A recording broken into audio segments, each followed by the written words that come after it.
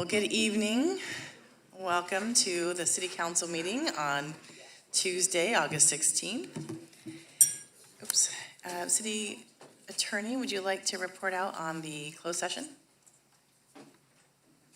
Yes, Mayor, thank you. The council did meet in closed session on 3 items. One was a conference with labor negotiators, with the agency negotiators and represented employee negotiations as noted on the agenda. There was no reportable action on that item.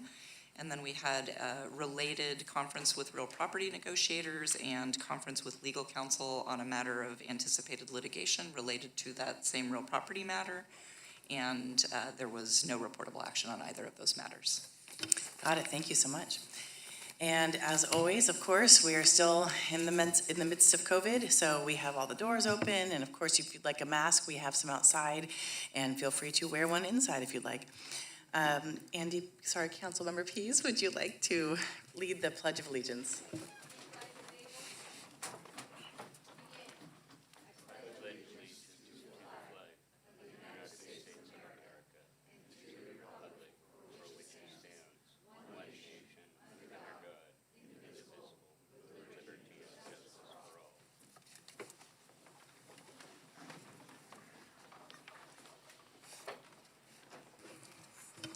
All right, City Manager. Good evening, Madam Mayor, members of the council. As the mayor just described, we are still in the midst of trying to grapple with COVID, so I want to provide a brief update. It has not gone away, and so the county did report out COVID-19 data. They're doing that once a week on Wednesday, and last week for the 3rd week in a row, the county saw a rise in cases. The 14-day average daily count case has increased from 74 to 87 per day, so a slight increase. Countywide, there was reported 622 new cases from the previous week, and as I've mentioned before, this does not include the positive at-home test results, only the PCR test results in SLO County. We continue to track the wastewater data as well, and the wastewater data is showing, I would say a leveling off of the trend, and so I think we're seeing some stabilization of COVID activity, but we'll continue to report back with council. Moving to the next slide, I just want to share with the council, we did receive a report from the Public Health Department that we did see the first case of monkeypox in our community. What does that look like? The causes, it can cause flu-like symptoms that includes chills, fever, etc., followed by a rash or sores. So the risk is generally felt to be low to the general public from the virus, and is usually spread through prolonged close physical contact. And so if you want more information, the CDC has good information that's available online, but we wanted to share that information with you. With that, Madam Mayor, I'm going to invite our Utilities Director, Mr. Floyd, up and just talk a little bit about what transpired yesterday late afternoon, an event that happened around 5 o'clock that extended late into the evening, and if you could take it away. Thank you, City Manager Johnson, and good afternoon, Mayor and council members. We did have a unique but unfortunate event last evening on Ramona, so thank you for the opportunity to kind of share a little about the unique nature of this and a little bit of what happened last evening. We did have contractors who are still working out on Ramona Drive near the intersection with Broad Street right there, and you can see in the picture up on the projector in front of you, that's where the green line is right there. While they were backfilling the trench yesterday, where they have put in the new line, the contractor accidentally struck a 2-inch water line with their backhoe and excavator while filling in the sand behind their new work that they did right there. When they hit that 2-inch line, which is located right there at that small blue line on the image where the red arrow is, that actually hit the 2-inch line. Instead of just breaking that 2-inch line, it actually bent it to a point that it ripped the 2-inch line, which is amazing that it held up that well. Unfortunately, it held up so well that it, about 15 feet over, where it attached into our 10-inch water main, it ripped a hole in the aged cast iron line there. That pipe then actually split, and you can see the damage caused in that lower left photo up there. The problem is that when that much water flows out of a 10-inch water line and flows out onto the street, as you can see in the upper left picture right there, some of that water went into the storm inlets that actually goes over into the creek. Some of it, the majority of it actually, though, went into the open trench where the contractor was backfilling the new construction. Again, you can see that in the upper left-hand side right there where that trench is filled with water.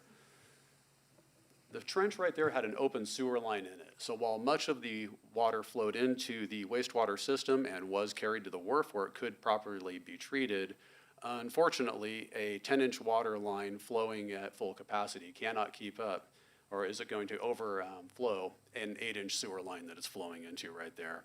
So unfortunately, that water did back up down by Broad Street where it did come out of a manhole cover right there, and it flowed into a storm drain inlet and actually flowed into the creek.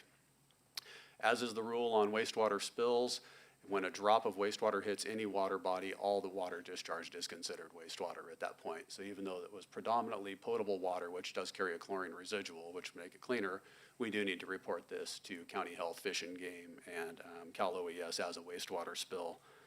Following the protocol, County Health did come out. We appreciated their assistance in this matter. After conversation, they did follow their protocol, and they did post signs at Avila Beach, and they did sampling yesterday out there in the ocean, and they again today did some sampling. We do not yet have the results of those, but they are sampling out in the saltwater environment right there just to ensure that there is no water contact issues. We were able to keep all residents in service during this time, including the villages at Broad, which are right there in the lower part of that. However, the grocery store and the businesses there that do back up to Ramona were out of service. City staff put out notifications on social media and the news were on scene. We did have some residents share with us later that they had discolored water. This is caused by a large amount of water flowing through a pipe. These aren't typical conditions, and what it does when that happens is it does kind of stir up a little bit of that particulate that settles out over years of normal use. That water is still safe to drink. I really want to emphasize that. We have been sharing that with our community. That water is safe to drink, although it is discolored. To remedy that, we've told folks, open the hose bib in front of their house, open the cold water inside, let it flush for a couple minutes, and it will return to clear as well.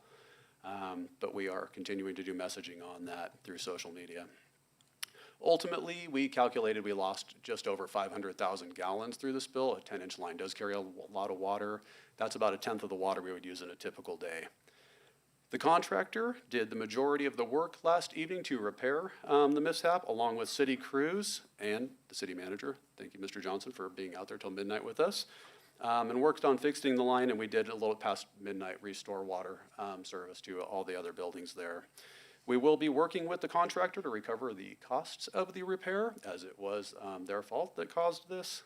And with that, I'm happy to answer any questions related to the event. Thank you so much for that thorough report. I really appreciate that. And if something like this was to happen again, what number should people call? If they were calling to report it, the regular dispatch number, the non-emergency line, we are available after hours, nights, weekends. The utilities department functions on a 24/7 operation, and we would be there in a spot. So we do have operators that are on standby. And that number, just for everyone who's listening, 805-781-7312. And so that is our dispatch line. Thank you so much. Any questions? Jan, any questions? Sorry.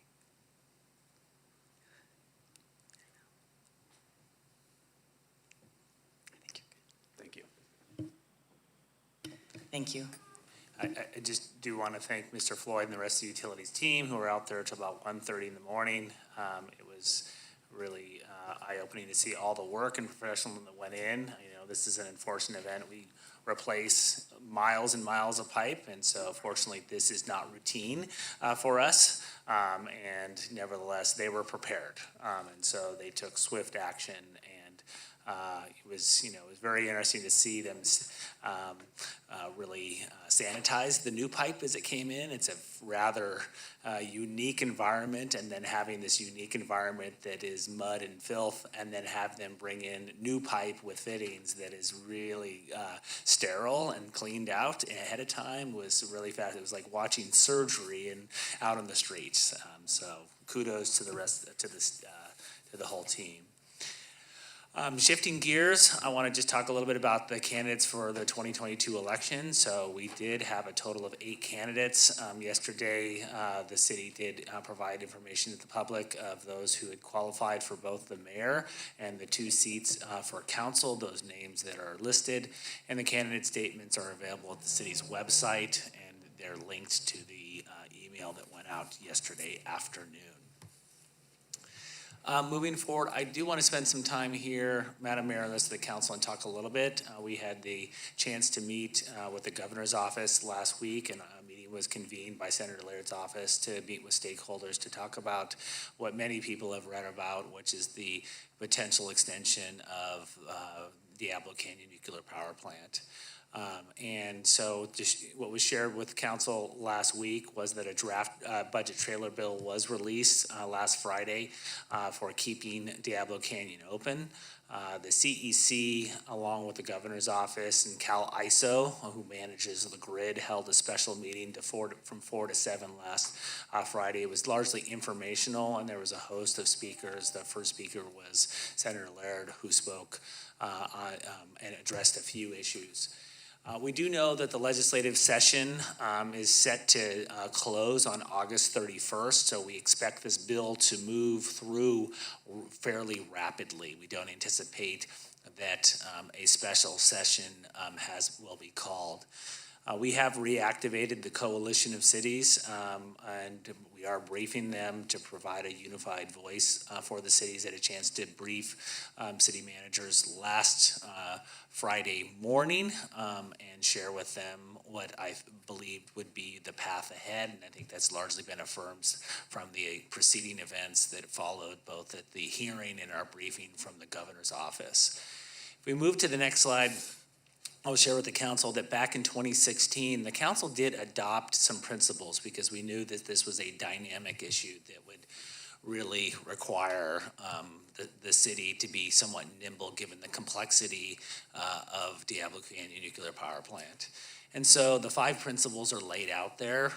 Obviously we lead with safe operation, and I think that continues to be a principle as we move forward. For creative solutions to lessen the short, long-term economic and fiscal and environmental impacts. Those are largely, if it's extended for a time period, and the time period is a little bit unknown, but we anticipate that it's probably 5 to 10 years. And most folks have surmised that if it does extend, that it should be for a period to make sure that renewables are online. We want to investigate opportunities for job creation and economic diversification, and your staff has been working with REACH and has been participating in the planning and future of Parcel P. And we also want to develop a plan to address the potential long-term impacts of closing a nuclear facility. And that's largely being led by REACH as well with the CEDS grant. So that's our Regional Economic Development Grant that they recently completed. And then we want to explore options for the future use and protection of land and marine resources, et cetera. What these principles did provide is that if there were anything that was outside of this, that the council would take this up. And as I mentioned just before, I don't anticipate that the council is going to have ample time to bring this back. So my ask, I guess, for the council is twofold. Do you want to hold a special meeting? And if not, do you want to then just in turn, I can work with the vice mayor and the mayor directly to engage the state. And this is going to be happening fairly quickly. Hans is here tonight as well. He can provide what he believes is his insight around probably the trajectory and speed of this bill moving through the legislature. And just given the nature of that, I think the latter would be staff's recommended approach to move this along. And so that's the collective wisdom of the board, of the council, then we would move in that direction.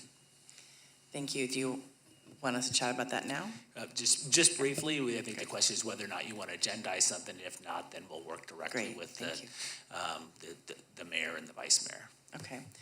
Councilmember Marks, do you have any thoughts around having an extra meeting or having a kind of an ad hoc in a sense with myself and the vice mayor? It would be best to have staff work with you and the vice mayor as a sort of an ad hoc committee rather than agendizing another meeting at this point. Okay, thank you. Councilmember Pease? Yes, I agree with that approach. Making sure the vice mayor is okay with that. Great. So just to brief the council, we'll be meeting with a few of the cities tomorrow. We've sent out a draft communication already to some of the lead participants from the Coalition of Cities that outlines some of the major points that I think are in alignment with what was largely articulated at the meeting last week. And any communications that we send on behalf of the city, or should there be concurrence of opinion to bring something forward from the full coalition, then we'll make sure that all of that information is shared with the full council. Moving on with the presentation, want to move forward a little bit about some of the update about what's happening with trees in our downtown. Tree pruning is expected to be completed this week, and so the trees were last pruned in the downtown back in 2018, and you'll see up there kind of a before and after.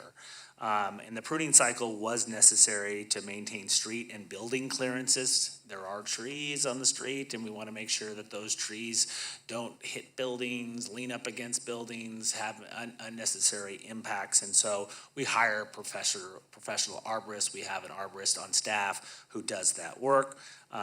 Routine pruning and service records are necessary to manage our risks. When regular pruning does occur, the city's insurance provider will often deny claims for limb failures. And the council, thankfully, a few years ago, did allocate on an ongoing basis funding to maintain our nearly 20,000 trees. So we're following through with that. Historically, the downtown has had a higher water table, so the majority of the city has benefited, or the trees downtown have benefited from that. And Anthony Whipple, our city arborist, believes that the regular pruning cycle outweighs any risk of pruning during the drought conditions. So we'll continue our work, continue to communicate. We plan on bringing forward to the council just after the first of the year our culmination of our reports on managing our urban forestry program. I know there's a lot of community interest and with our ambitious 10,000 tree goal. But in order to do that, we need to really make sure that we're applying those resources in the most efficient way. And that includes how do we leverage the volunteers and groups that really want to assist in that effort. I will say also the co-benefit of some of the pruning that we've done is I know every summer we often get complaints about kind of flies from the ficus trees, which drew up a lot of berries. And I would say anecdotally, myself being down there, the amount of insects that are out there is much reduced as a result of kind of thinning out the canopy. Moving to the next slide, the County Homeless Strategic Plan. So we're happy to announce that on August 9th, the county staff did present the county-wide strategic plan. The board did unanimously approve the plan and requested that staff provide a timeline for establishing a new homelessness division. The Board of Supervisors directed county staff to establish a strategic plan for behavior and mental health that will complement the plan for homeless assistances. And this is really on the heels of the grand jury report that highlighted potential opportunities for the county to really address the challenges today. And we're seeing that firsthand with our mobile crisis unit. I believe it's about 40% of our calls are not related to homelessness, and so we know that mental health issues extend beyond those that are experiencing homelessness. The city did emphasize the importance of the plan's ability to adapt to evolving needs. We know that homelessness is complex and it changes, and so we want monitoring, reporting, and then an adaptive management plan to make sure that the plan builds on the successes and the lessons learned. So if you'll recall, the city staff was awaiting the adoption of this plan in order to bring forward our own strategic plan. And just to remind the public that on September 20th, we'll be having a study session on the city's homelessness response strategic plan. And so we'll be able to identify where is the county going, what is the state of affairs and funding from the feds and from the state, where do we see our nonprofit partners, and so we'll be gathering input, coming to the city council, getting your input, and then that will really set off a fair amount of outreach that happens over the ensuing next 5 months. And the timetable that we have in the major city goal is to then bring back a strategic plan for public review just in January of 2023. Some good news to report, and I know this is an item of importance as we move to the next slide, is SLOCOG funding. And so SLOCOG, and Councilmember Pease serves on SLOCOG, awarded 14 grants for 14 projects across the county. The city received $1.5 million, and that included some projects that I know are important to the Active Transportation Committee, the Higuera Complete Street improvements, the Safe Routes to School, gap closure, California Boulevard and Taft Street roundabout, and that's really to address bike and ped improvements. So we're really excited about that. Out of the $1.5 million, $750,000 includes complete street improvements along the Higuera Street corridor from Los Osos Valley Road north to Marsh Street. Improvements include the addition of a Class 5 protected bike lane on Higuera Street and Madonna Road, Class 4, and pedestrian ADA and crossing improvements throughout and traffic calming and some signage on the neighborhood greenway segments. It also includes a new pedestrian hybrid beacon for safer pedestrian and cyclists crossing South and King Street intersections. So you recall, we heard some testimony at the last meeting. We indicated that it was our hope that we would receive that funding. It came through. We will still move forward with the flashing beacons as a temporary investment, because that will improve the environment until we can go through the planning, the engineering, work with PG&E to get the necessary utilities in place to install that. So what you see up there is a photo of what a pedestrian hybrid beacon looked like. You're all familiar with that. That was the one that we did the ribbon cutting earlier this year at Broad Street and Woodbridge. Speaking of also the additional SLOCOG funding, so the California Taft roundabout with $750,000 to construct a single urban roundabout at California Taft. This is also to really complement the improvements that we did recently on the Railroad Safety Trail. I believe that this is one of our biggest areas for potential collisions and accident rates. And so this, I know, something that the Cal Poly and city community has longed for in that area. It will reduce auto congestion and provide an attractive and welcoming gateway to Cal Poly. So we'll be working with them at the time right. We were actually consulting today with Parks and Rec on the artwork on that. And so how do we provide some artwork that provides an engaging gateway to Cal Poly? Moving forward, we also want to talk about slow in motion. So transportation, that includes our transportation mobility improvements, our sewer improvements, and so our communication progress. We are keeping community members informed through direct mailers, social media posts, weekly email updates, partnering with Downtown Slow. You've now seen that some of the construction activity is start to happen as we activate that construction in the downtown. We've seen some news coverage, and we have a website landing page. The metrics is so that we've had roughly about 36,000 impressions on social media, I believe we sent out 22,000 emails were opened at a 50% email open rate. About 1,500 people have checked in with the emails. And so we're referencing locations by pavement area numbers, so area 6, 7, and 9. We had a little bit of confusion with some of the communication out there that mentioned the North Choro neighborhood. And so we'll be adjusting some of those communications to make sure that people are very clear about the areas that we're talking about moving forward.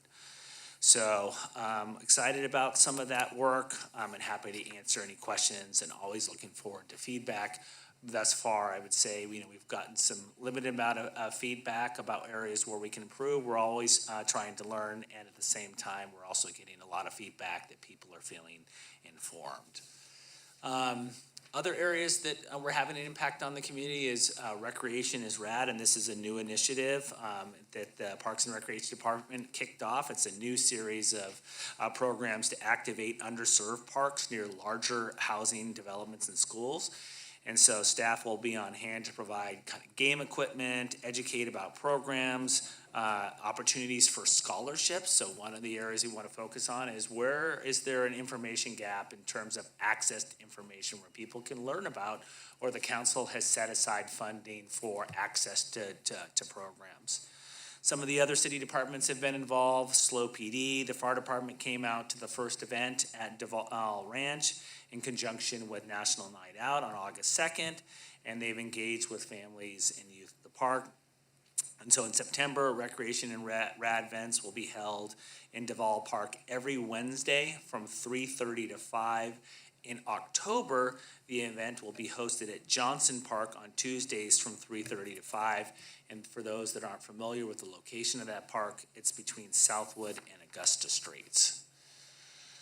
Speaking about some other improvements, so the Tank Farm roundabout is open as of Friday, August the 5th. The only remaining work item will be completing the landscaping, which seems to be inching along every single day. Just to note, there are some adjacent construction improvements on Orcutt Road as part of the Rigetti Ranch and public improvements. So if you're traveling eastbound on Orcutt Road, just pay attention because there's still curb, gutter, and sidewalk and some minor asphalt work that's still happening in conjunction with the public improvements that were required for that project. And so you might see some minor delays, and so we're just asking everyone to drive with caution. In the upper left-hand corner, you'll see the grays in between, which is the public art sculpture, which will be installed on the Central Island the week of October 3rd. And we've got on everyone's calendar, and the public is fully invited to a tentative grand opening and ribbon cutting event set for October 7th. We haven't nailed down the time, but that's the date. And as I move to the last slide of my presentation, here's a drone shot of the work as it's complete. Encourage folks to go out and take a look at it. It's really exciting, I think, a really proud improvement for the city to help not only address congestion, but provide a nice gateway and really show our commitment to quality design in San Luis Obispo. So with that concludes my report, and happy to answer any questions. As always, that was chock full of lots of information. Councilmember Pease. Thank you, and I actually just wanted to add on that SLOCOG grants. Super thrilled for the city to have those grants, but it was a really neat county-wide Betterment's Grant award of $7 million, and almost every city in the county had specific projects that were active transportation, safe routes to school kinds of projects, and so the work that we are seeing so much of in the city manager report especially is it's all over the county, and the more that people see it and use it, the more that they ask for more of it, and it builds on itself. So really pleased with how that all came out. Thanks.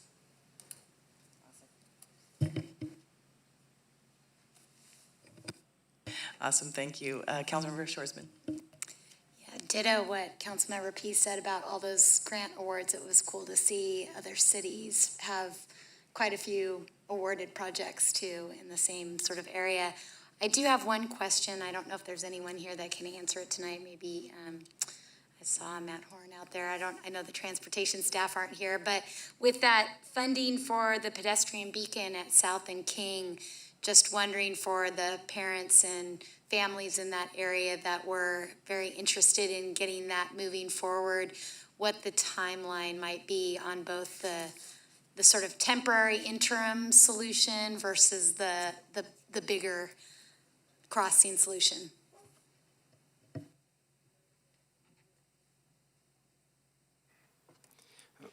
Right. Thank you, Madam Mayor, members of council.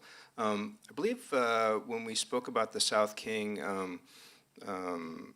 hybrid signal, I believe a couple weeks ago, we were working with the time frame of, council, if you gave us the money right now to do the work, it would take 2 years to get it done. It's going to take about 2 years to get it done, both the design and the materials delivery process. It's a longer improvement, and we'll get it out there, but we'll have some interim improvements here, and I believe in the 3 to 4 month range. Thank you, that's what I was looking for. Thank you. And just out of curiosity, might be Mr. Horn as well as Mr. Johnson. So the California Taft, do we see that roundabout can be built during summer and not interrupt any of the Cal Poly staff and faculty and student transportation? It can be built during portions of a summer or an entire summer, but it will likely take a little bit longer than just a summer to build that. And then additionally, as we're working on getting the project plan specs and everything packaged up to go forward, and we will target a summer, but there will be some impacts probably on the early part of the start year. Instead of impacting graduation, we would probably want to do the fall start. That makes sense. And if it's going to be public art working with the university, will they be paying for some of that as well? We look forward to those conversations. As I look to my right here, if you recall, there was a fair share apportionment of costs largely just for the actual transportation infrastructure itself from the Cal Poly master plan. So we hope to partner with Cal Poly on what would be a good and proper gateway to the campus. Got it. Thank you so much. Any other questions? Councilmember Marks, do you have any questions for the city manager?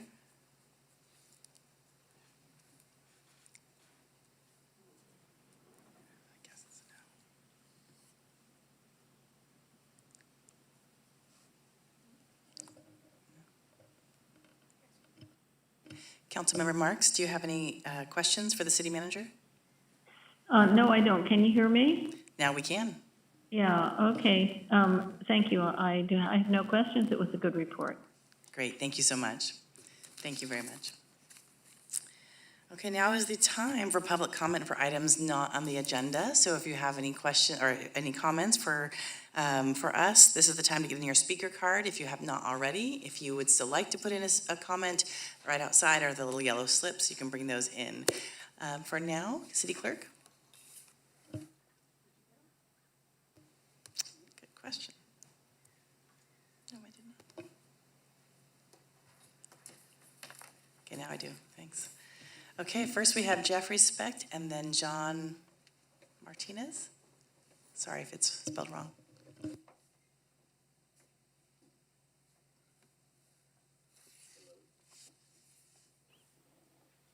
Where do you, all right, thank you. My name is Jeffrey Specht, lifetime resident of San Luis Obispo and candidate for mayor. Since 2014, I have publicly been speaking about how I believe our staff, our city manager, and our city attorney have been doing the directing instead of our elected officials. Nothing has changed for me since then. In fact, I would like a good explanation from our staff, our city manager and city attorney, on why it takes, in your policy, your charter here, it takes 3 of our elected officials, a mayor and 2 council members, 3 people, period, to even get anything on the agenda. Yet a non-elected official, Derek Johnson, our CEO, our manager, alone creates the agenda. You folks, anything you even vote on has whoever creates that agenda. That is how you do the directing if you're not an elected official. You do the directing by having complete control of the agenda. Now, one mayor alone should have the ability to get something on that agenda, or 2 council members. This is the way it usually kind of works, but not here in the People's Republic of San Luis Obispo. We have a non-elected official literally doing the directing and controlling everything. We, the people, deserve better. We, the people, deserve to have our elected officials do the directing.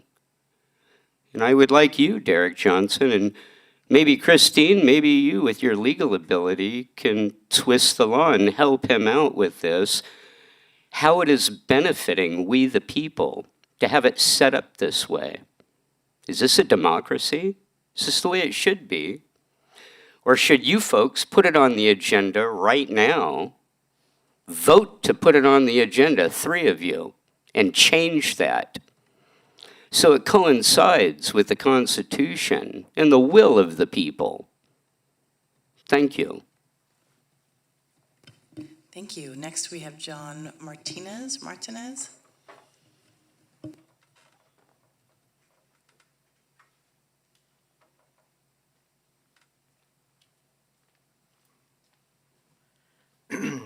I'm John Martinez. I'm a lifelong resident, too, of San Luis Obispo. I have, the history of my family here is we've had several businesses over the past years in the city limits, such as George's Foothill Market, United Meat Market, the Marketplace, the Antique Center, Martinez & Sons Produce, all businesses that were run within the city limits of San Luis. We were members of the Chamber of Commerce, the Downtown Business Association. But we live on O'Connor Way in San Luis Obispo, which is 2 3/4 miles out of the city limits. And therefore, we're not allowed to vote on city issues. We can't vote for mayor, city council. I would like to see something done where, being we patronize the town, we spend our money in San Luis, we've lived there all our life. I'd love to be able to vote on issues for San Luis Obispo. I mean, we're a stone's throw away from the city limit sign, yet no chance to vote. If we could do something like change that, put a 5-mile perimeter maybe from city limits of people where we could vote and come in and vote, it would be fantastic, because there's a lot of things I'd like to vote on, but not given the opportunity. Thank you. Thank you very much. City Clerk, any other speakers? Thank you. City Manager, would you like to share at all about council and the county and unincorporated areas? If I can, I think, and I'll certainly ask the city attorney to weigh in.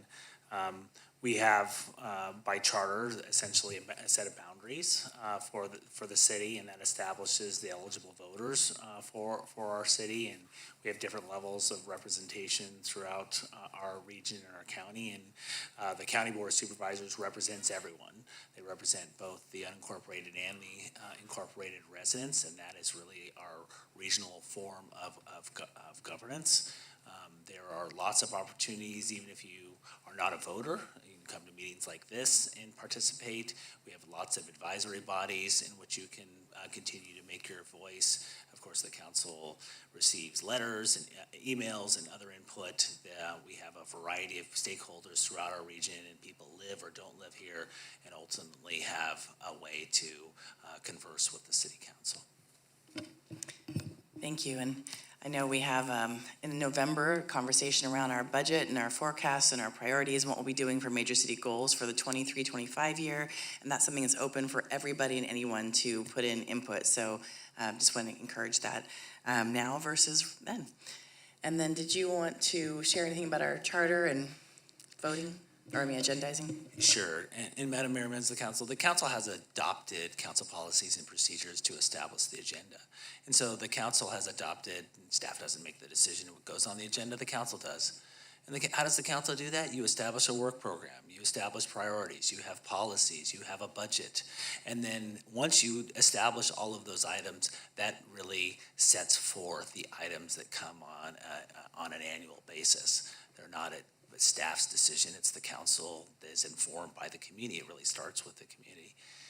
And so that being said, the city manager works with the mayor, and when it gets the mayor and the city manager work together to set forth the forecast and all of the agendas. So it is not a unilateral decision by the city manager. It is a decision that's made in consultation with the mayor and ultimately with the city council.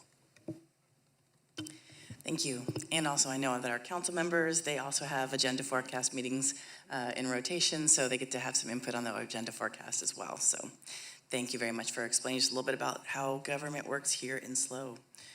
So moving forward, we'll go ahead to the consent agenda, and this is the time where we can have some public comment on anything on the consent agenda, nothing on the items later that we'll be voting on and having a study session on. And if there are any public comments, City Clerk? No, they're not. Okay.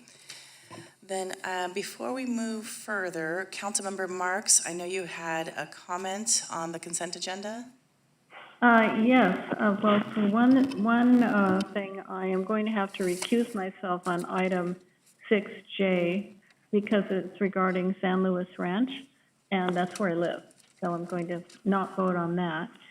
The other thing is that I'd like to make a motion to reconsider item 7A at the July council meeting.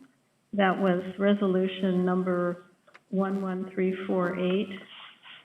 And that had to do with the renaming of the former Ann Holm Neighborhood Greenway to the North Choro Neighborhood Greenway. The problem that has arisen is that the Greenway is not on North Choro. North Choro is the name of a street that's north of Foothills, and so it's created some confusion. Under section 1.2.6 of our policy and procedure manual reconsideration, the request for reconsideration has to be presented by a council member who voted with the majority at the council meeting on which the original vote was taken. I did vote in favor of the North Choro name, not realizing the confusion that it would create. The vote may be reconsidered during that meeting, but no later than the next regular council meeting. So this is the next regular council meeting, and debate is limited to the question of whether or not there is a majority of the council interested in reconsidering the matter. And if the majority of the council votes to reconsider the action, the matter will be placed on the next or a future agenda. So I would like to make that motion to reconsider naming the Greenway, North Choro Neighborhood Greenway. Thank you, Councilmember Marks. Do I see a second?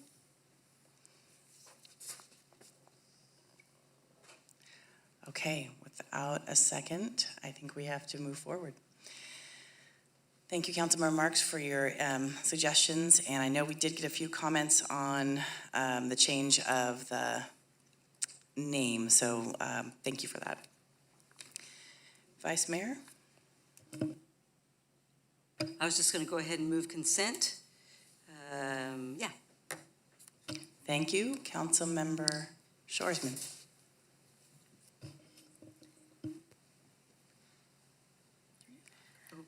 Sorry.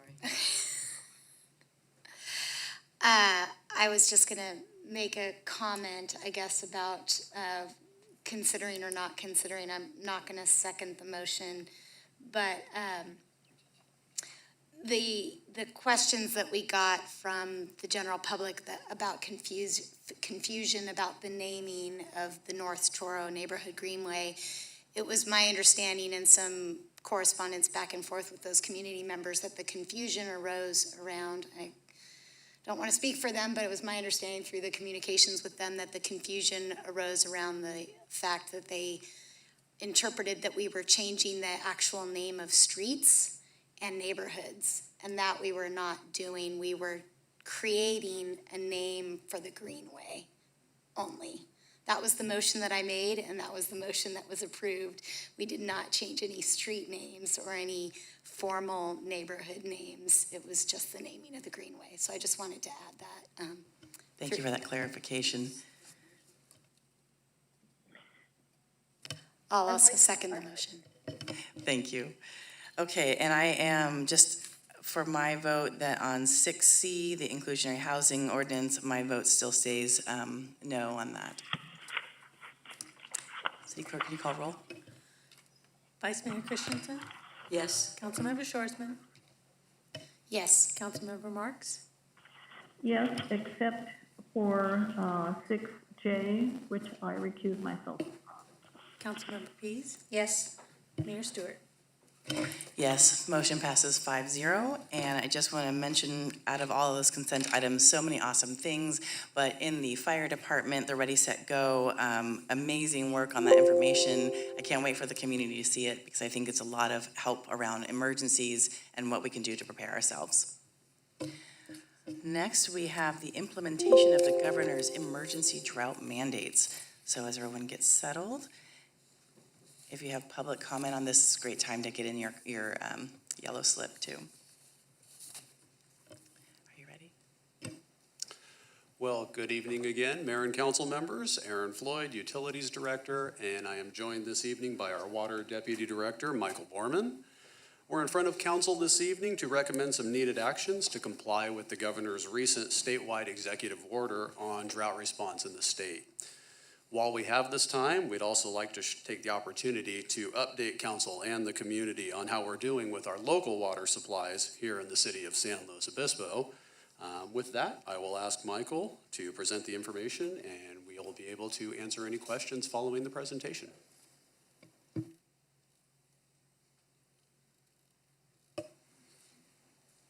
Good evening, and thank you for the intro, Aaron. Tonight, we have two recommendations for the City Council. The first is to adopt a resolution declaring that the city enter into Stage 2 of its water shortage contingency plan. And the second is authorizing staff to implement the water demand reducing measures outlined within Stages 1 and Stages 2 of that plan. Before we dive into the details about those actions, I wanted to provide a quick drought update, provide an update on the city's current water supply status, and then we'll dig in a little more detail about how we got here with the governor's recent executive order and his recommendations for the water board. Then we'll dive into the water shortage contingency plan and what the measures outlined in Stages 1 and 2 are. And then we'll talk about a new statewide measure to ban the irrigation of non-functional turf for all commercial, industrial, and institutional properties. And then I'll cap us off for the night with an update about how we're getting this information out to the public to make sure all of our community members are aware of the new requirements. So first on the screen here, we have a snapshot from the U.S. Drought Monitor. And what this is essentially showing us is that drought conditions across the state are pretty bad. We're to the point right now where we're kind of on par with the 2012 to 2015 drought. And so I'm sure the council and the community members have been hearing both across the state and national news about the drought in California, the large reservoirs and the drop in water levels in them, and it's feeling a lot like where we were at 5 or 6 years ago. But the drought conditions are really one part of the story, and I want to provide an update on the other side of the story, which is really the local water supply conditions and how water use has changed since the last drought. So what we saw coming out of the last drought was a significant reduction in the total water use by our community members. So we were pushing near 6,000 acre feet of water use in the community headed into the last drought. Coming out of that drought, we had dropped down to about 4,700 acre-feet of water use per year, so a substantial reduction.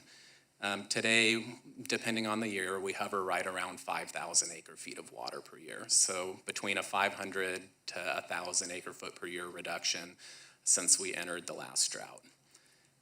The other thing that's a lot different is we bought into Nacimiento, and then in 2016, we bought into what we called the full allocation of Nacimiento. So our first entitlement was for 3,380 acre-feet per year, and we fully allocated our right to Nacimiento in 2016 towards the tail end of the last drought, and bumped that to 5,482 acre-feet per year. So about 2,000 additional acre-feet were brought into the city's water supply portfolio at that time. And really the combination of us entering this last drought with our reservoirs pretty much full, this one that we're in now, our water use being much lower, and then those reservoirs, us having more rights to Nacimiento, for instance, we're faring a lot better this time through. And so if Aaron would bump us forward a slide, I can show you that here.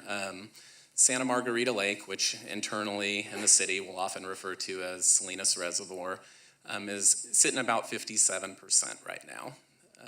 Whale Rock Reservoir is about 74%, and then Nacimiento Reservoir is at about 23%. Just to have some comparison with the end of the last drought, Santa Margarita Lake was at 9%, and Whale Rock Reservoir was around 30%. And so that drought was about 4 years in full. We're in the third year of this current drought, and our water supplies are faring much better. And so wanted to provide that quick update, and then also provide some context again to the value of Nacimiento. So as you'll see on the screen, right now at about 23%, Nacimiento has nearly 90,000 acre-feet in that reservoir. That is about double what we have stored in the other two reservoirs. And so all of that water isn't available to the city. We get that annual entitlement of 5482, which resets at the end of every year. But it really has helped us fare better through this drought.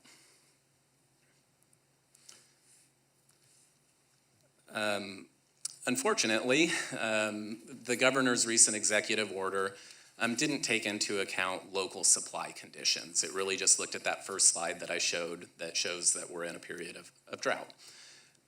So back in March, the governor signed Executive Order N-722, which gave some direction to the State Water Board to examine a variety of measures that would essentially help the state of California fare through the drought. There were a lot of those measures. Many of them were directions for the state on what the state should do to help its residents. Some were pushed down locally to water purveyors like the city. The two biggest impacts from those measures are outlined here on this slide. The first being that urban water suppliers must implement the water demand reduction measures aligned with level 2 of their water shortage contingency plans.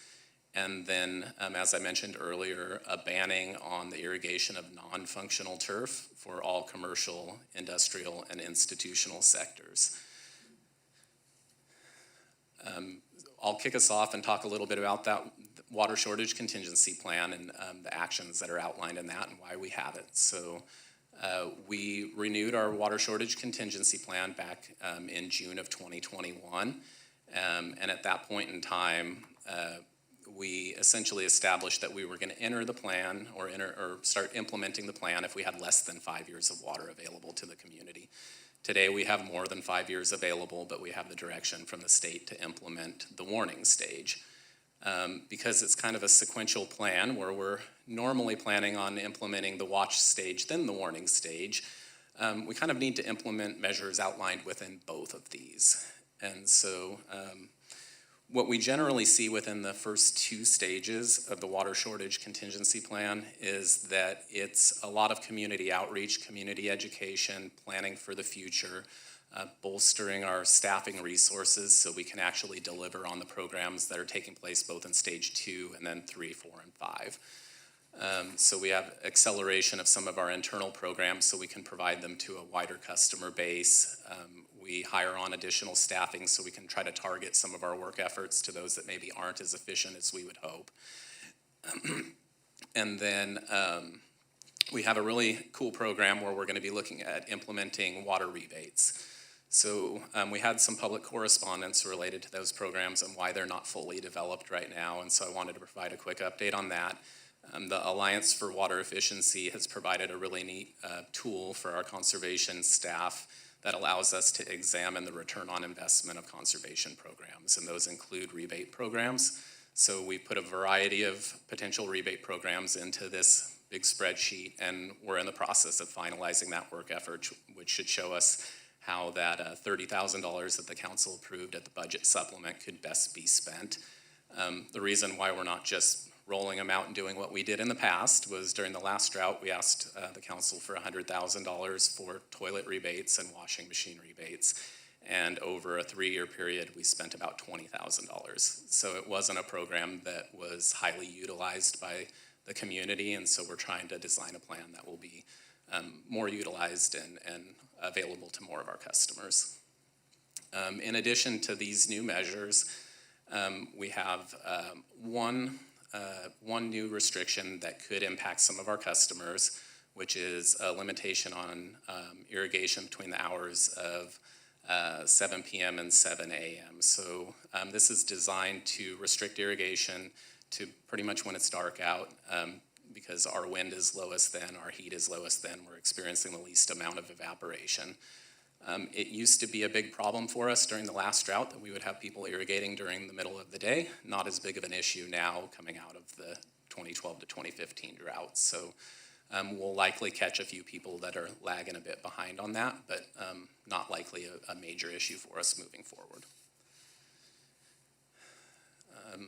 Going a little further, and go ahead forward, Aaron. The non-functional turf irrigation ban it's the big talk in California right now, so it's statewide, and it only applies to commercial, industrial, and institutional customers. And it's essentially to try to eliminate turf irrigation in areas that aren't used for active recreation or community or civic events. And so I included a couple pictures of kind of what the state has in mind here, is that we're not going to have irrigation in parkways and medians where that lawn's not being used. The big caveat that the state provided an exemption is they do want us to continue to irrigate trees. And so I know that's been a concern for our community and the city council in the past. So if there is an area that's irrigating both lawn and trees, the state has provided the exemption for that, but we want to minimize how much of that lawn is being irrigated where feasible. The non-functional turf irrigation ban has impacted some city facilities, as you likely noticed when you walked up to City Hall today. Much of the front lawn is California gold, as we would call it at this point in time. Included in that is also Fire Station 1, the Ledwick Community Center, and the police station. So we worked with Public Works to go to each of those facilities, figure out which of the areas were utilized by the public and which weren't. We left a little bit of grass here at City Hall for the folks that use the bus station, and city staff and some folks that use it regularly, but those other areas are completely off the small median areas in front of City Hall. So our water conservation and water resources staff also sent out a direct mailer to all the commercial, industrial, and institutional customers in the city, explaining the new requirements and just giving them a point of contact to contact our staff if they had further questions. And so up on the screen you can see a little demo of what that postcard looked like. And then as soon as we heard from the state back in March that they were going to be considering some of these changes, we started to put together our outreach programs. So when they were confirmed, we could kind of hit the ground running on day one with outreach to the community. Given that this was an action from the state, it wasn't something that we had planned on implementing. And so we're appreciative that the council had approved some additional funding at the budget supplement to help us with this additional outreach. Right now, we've sent out that direct mail postcard for commercial, industrial, institutional customers and the turf irrigation ban. We built a really awesome portal on our website for all drought-related items, which today I got the greatest compliment from a Stanford student that it was the best drought portal that she's seen. So all the information that the community needs related to the drought, I think, is really on there. And then we've been putting out both English and Spanish commercials on the radio locally also, and we've been getting really good feedback about those commercials, that it's really pushing that marketing to people that otherwise may not go and look for it. Additionally, we're doing our standard social media blasts and city articles just explaining the new regulations and trying to make ourselves available to answer any questions that the public may have. And finally, one of the cooler programs that we're doing is we're doing a WaterWise landscaping campaign that's trying to highlight properties within the city that have already made that conversion to drought-tolerant landscaping. And trying to make it a little social where community members can vote on the property that they think looks the best, and they'll win a free rain barrel. So we're doing that a couple times over the summer. We gave the first one away last month, I believe. And with that, I will open it up to any questions from the City Council. Wow, thank you. Great presentation. And also just wanted to mention, thank you for mentioning about the rebates, because I saw the email about, hey, how come we can't have these rebates, and that people didn't actually use them was really interesting, or not many. So, Councilmember Pease. Thank you so much. I just have one question, which is about the irrigation workshops, and kind of is that going to be targeting landscape professionals or more homeowners, or TBD?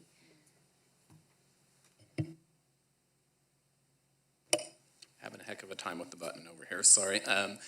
I believe that's going to be more targeted towards homeowners. We do have a good network of landscape professionals locally who have a lot of experience in drought-tolerant landscaping.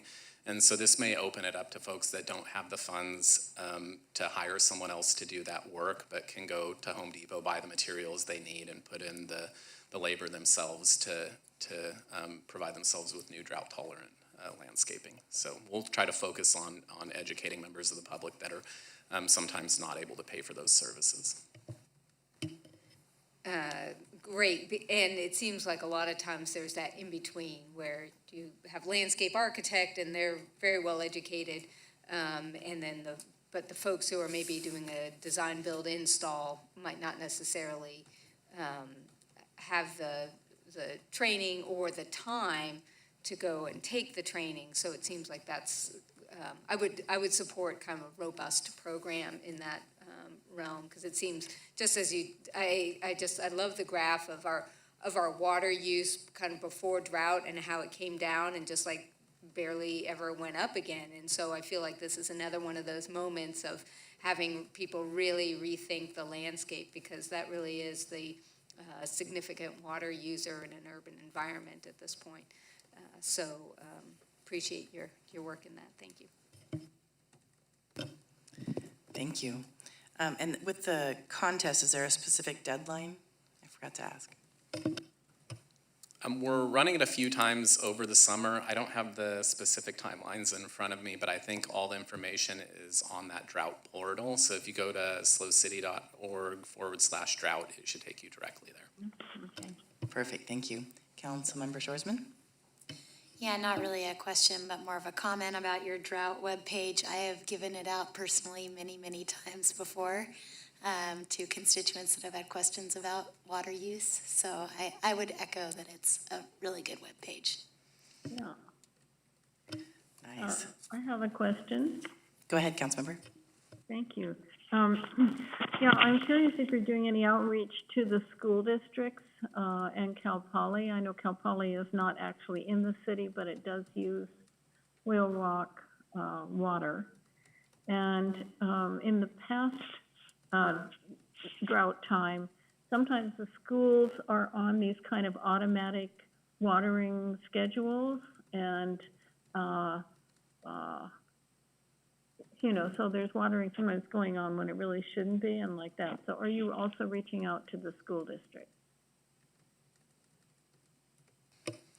I don't believe we've made direct contact with the school district at this point, but they're one of our biggest customers. We do have regular contact with them for our recycled water program, for instance, which is at Laguna Middle School, and we can make sure that they're prepared and ready to implement.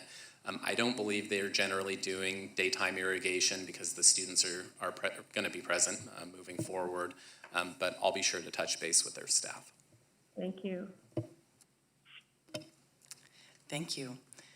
I don't see any other comments. And then lastly, I would just say, thank you so much for all of the extra communication you've been providing. I think this is so much more, I think, between slow motion and drought. I mean, I feel like we're just really seeing a lot more communication, so thank you. And then last question is maybe not for you, but we'll find out. I hear a lot of people tell me, oh, don't worry, I'm not using water anymore. I'm doing artificial turf now. Isn't that great? So I'm just wondering, on the sustainability aspect of, products that go into the artificial turf, would you suggest artificial turf? Would you suggest just going to rocks? Like, what do you suggest? Yeah, I think it's a bit of a changing field, but I think the goal for us is to return as much of that rainwater into the groundwater basin as we can. And so depending on the type of artificial turf, if it's not permeable, it's running it off into the street and it's going into, into the creek and essentially at some point out into the ocean. So we're always looking to try to, I think, be as natural as we can with what we're installing. It provides other ancillary benefits as well. With carbon sequestration, for instance. And so when we're going artificial, it can open the door to some issues with the permeability, but it also keeps us from having additional benefits that native landscaping can have. And I think we're kind of just going away in California from the feeling that we need to see turf, whether it be artificial or real turf. And so I don't know how everyone else feels, but if I walk by a really well laid out drought tolerant landscaping, it just feels like it fits this community at this point in time. And they are really low water use, so we would encourage them for those other benefits when possible. Great, thank you so much. And I'll add one more thing. Consistent with our adopted policies, we do direct not additional, but irrigation to sustain your park turf areas. So as people change their landscaping, we're trying to concentrate that in our parks so that people, if they do still want to kick a ball, play on some turf, that we're doing it in the city parks, and that's allowed under these regulations. And we've purposefully adopted regulations which direct us to selected high-use areas so that we can use this precious resource for the whole community to benefit from if you don't have a yard, or if you want to take your turf out. Great, thank you. Good suggestions to be able to get out and still get our energy out, so. Okay,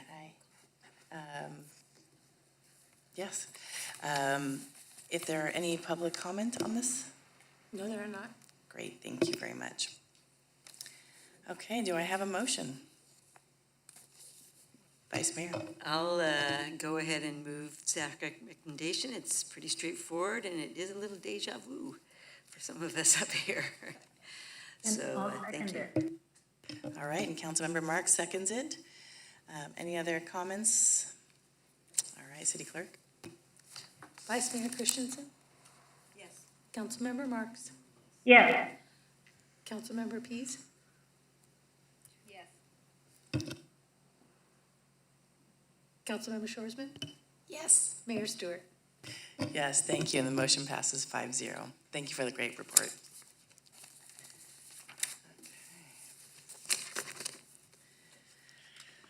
Okay, it is 6:40, and I know it seems early, but since we start at 5:30, we're going to take a 5-minute break, or actually 10-minute break, and we'll be back at 6:52. Okay, City Manager, we're going to go ahead and start. Figure's better than the gavel. All right, well, thank you for everyone. Great break. And now we'll be back to the Police Department 2021 Crime Comparison and Update. Of course, if you have any public comment, go ahead and get it into the city clerk or outside. And we have Chief Scott and Captain Amoroso. Thank you very much, Madam Mayor and members of council. It is a pleasure to be with you tonight to present our annual crime report. Tonight, myself, Rick Scott, your police chief, and Captain Amoroso will be presenting the police department's annual crime report and providing a recommendation to receive, discuss, and then to file our annual report. As you're aware, the police department presents a crime report annually to the city council, which compares previous year's numbers of our crime occurrences and provides a general update on department activities. This report will cover information regarding police operations, staffing, traffic safety, downtown activity. And it's a rather lengthy and detailed report, which we're proud of, but it will focus mainly on crime data and the trends that are available to us this point in time. So first, I'd like to give just a brief overview of some of the significant projects that are currently underway within the police department. Crime prevention and our response to calls for service remain our top priority, and we're actively looking for ways to support our COVID-19 recovery operations. As most of our community is unwinding from COVID, we're still overcoming some of those challenges, as you'll hear throughout our crime report.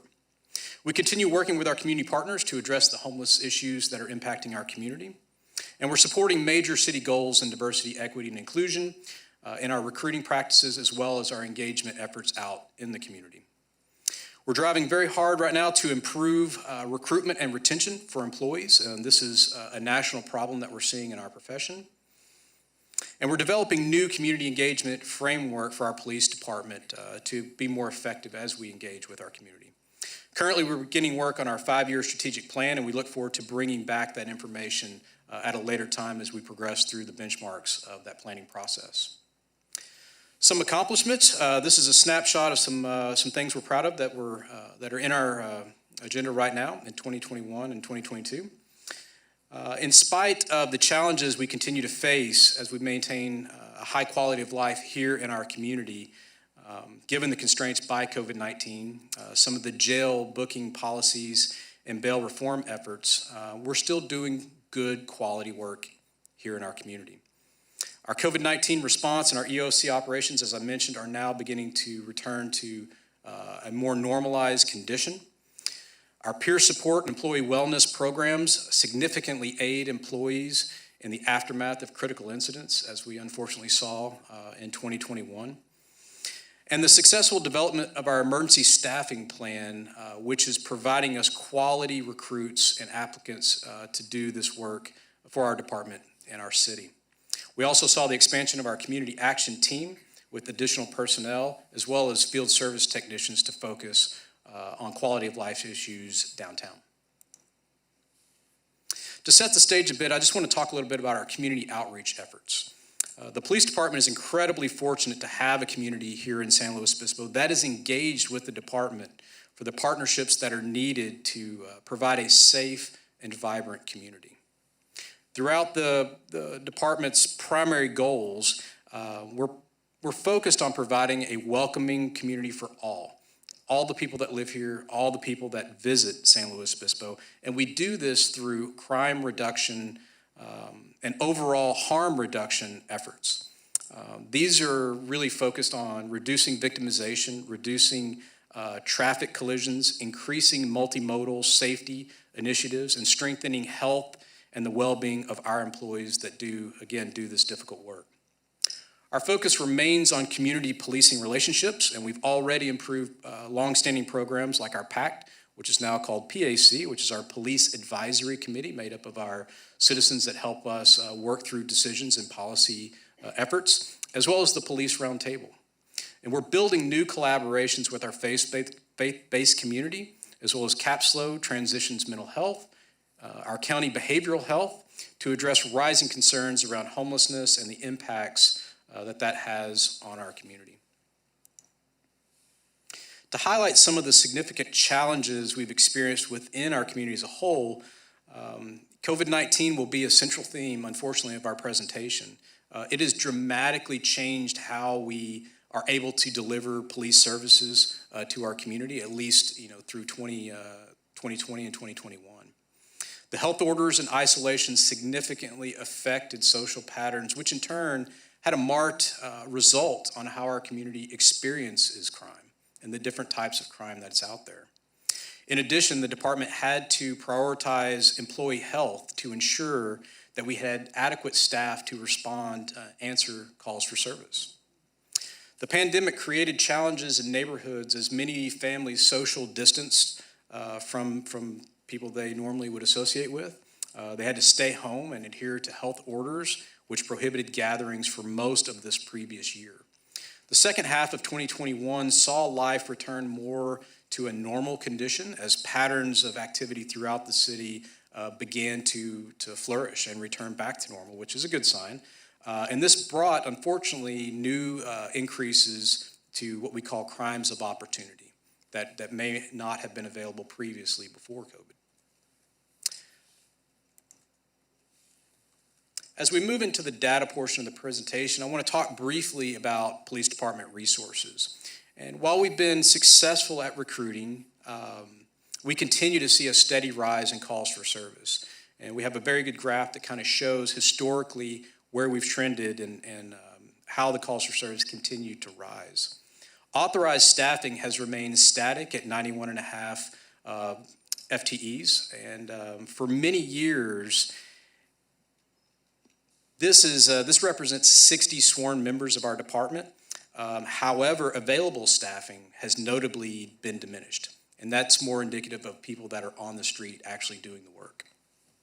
We have some graphs that will actually break that down a little bit further so you can see where we've experienced the deficit.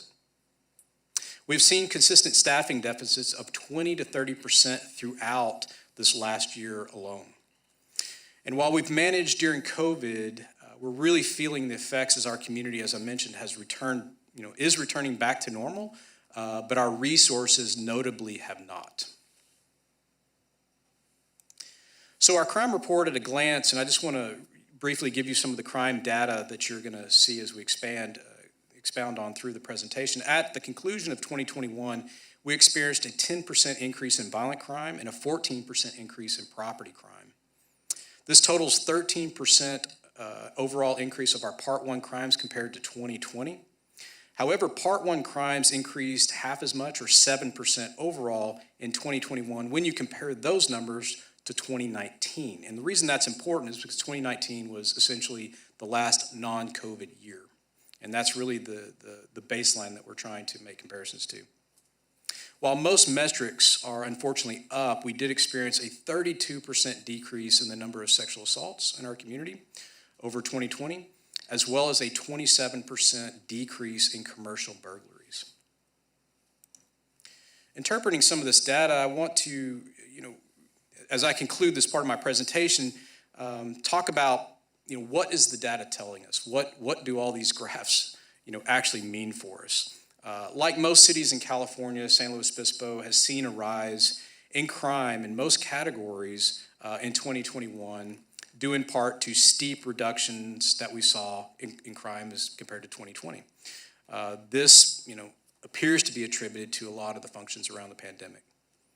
In addition, the department has dealt with many COVID restrictions in 2021, including the reduced enforcement options to the department. This came in the form of reduced jail bookings by the county and zero bail policies from the court, as well as some state initiatives on that. Most of all, the COVID restrictions have been lifted for police operations and enforcement, and we're now finally returning again to a normal condition and the expected levels that we would typically see, as in reflect back to 2019. And the good news is we're now seeing a return of the much needed tools that we need to do the job to keep our community safe.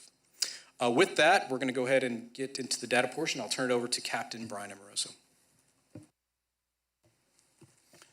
Thank you, Chief, Madam Mayor, and members of the council.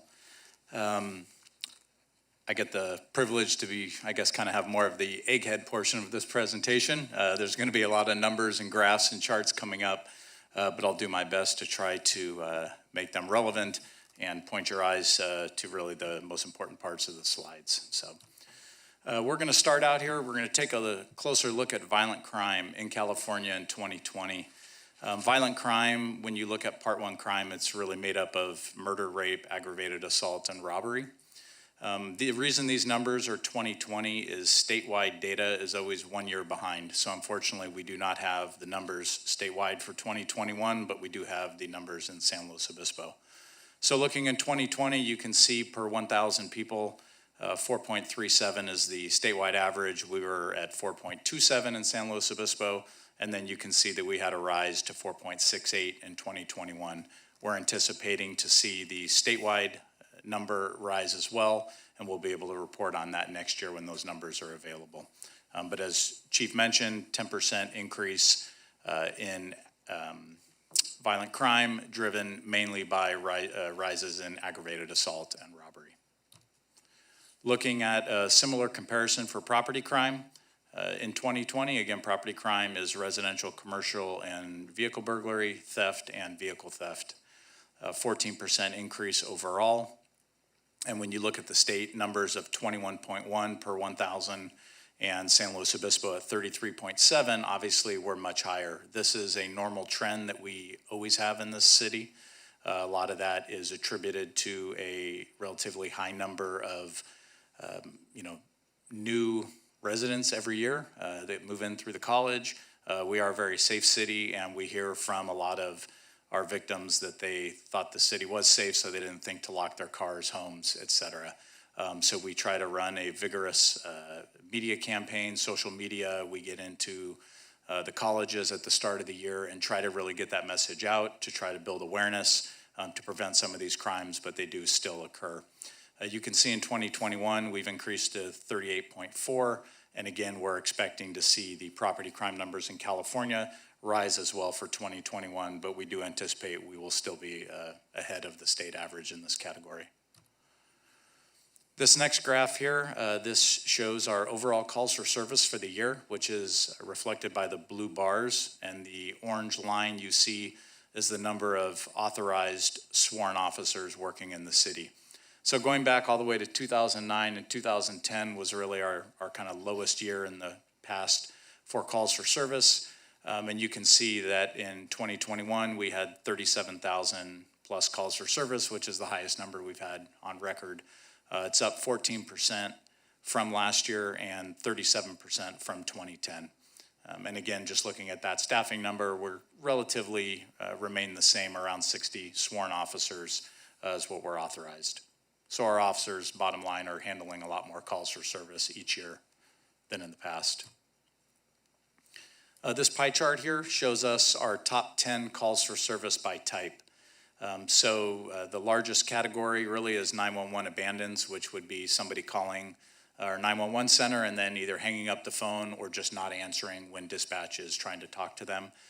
So it's, makes up a significant number, over 7,000, almost 8,000 calls for service, followed out by suspicious circumstances, welfare checks, disorderlies, and then it goes down from there.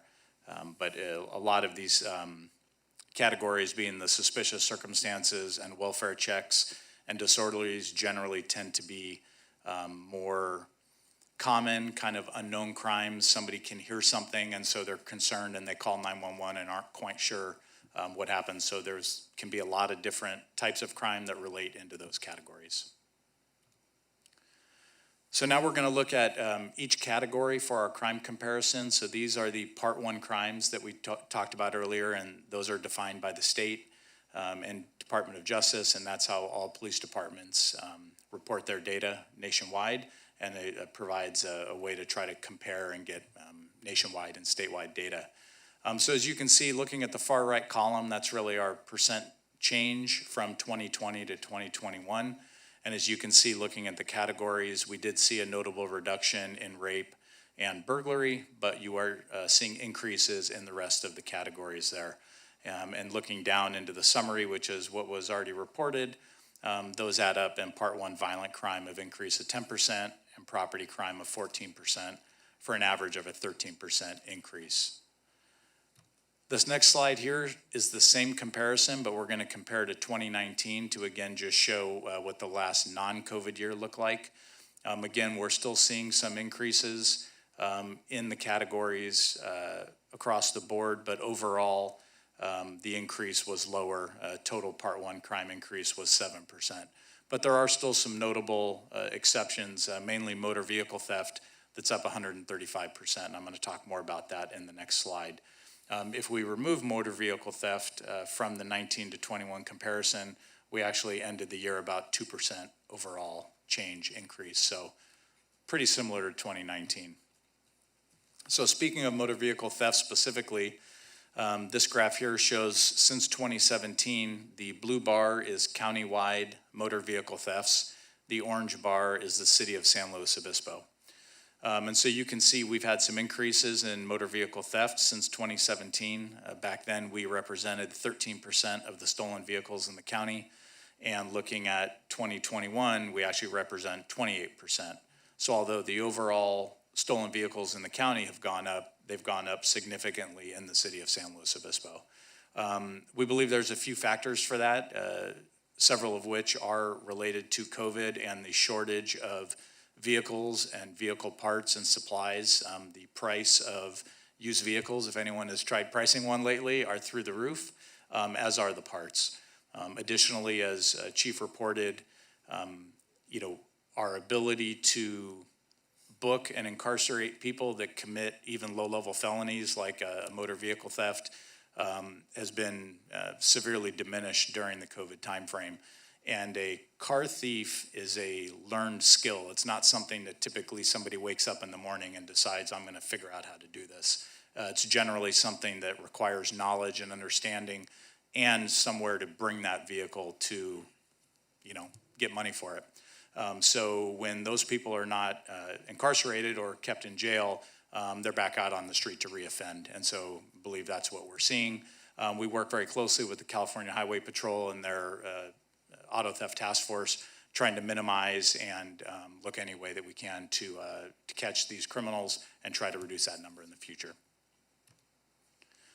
Moving on to traffic safety, doing some similar comparisons from 2020 to 2021.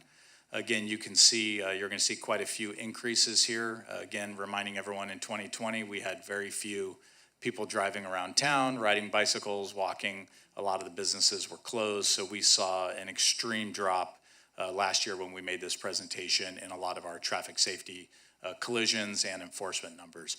So what you're seeing now is a little bit of that return to normal with the increase in collisions, both in pedestrian and bicycle. We do have a reduction of traffic citations as well as warnings and DUI arrests, and that's directly attributed to having lower staffing, and also during COVID in the first part of 2021, our officers were not doing as much proactive work in order to keep officers safe and still working so that they can respond to emergency calls for service.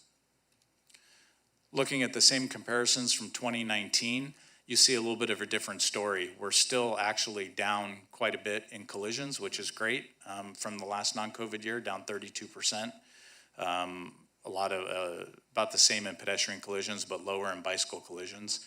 Citations are down quite a bit, and again, the lack of proactive activity, as well as we had moved some of our motorcycle officers, which are the officers that specifically write traffic tickets, back to patrol as needed so that we can still respond to community calls for service, which is of course always our highest priority.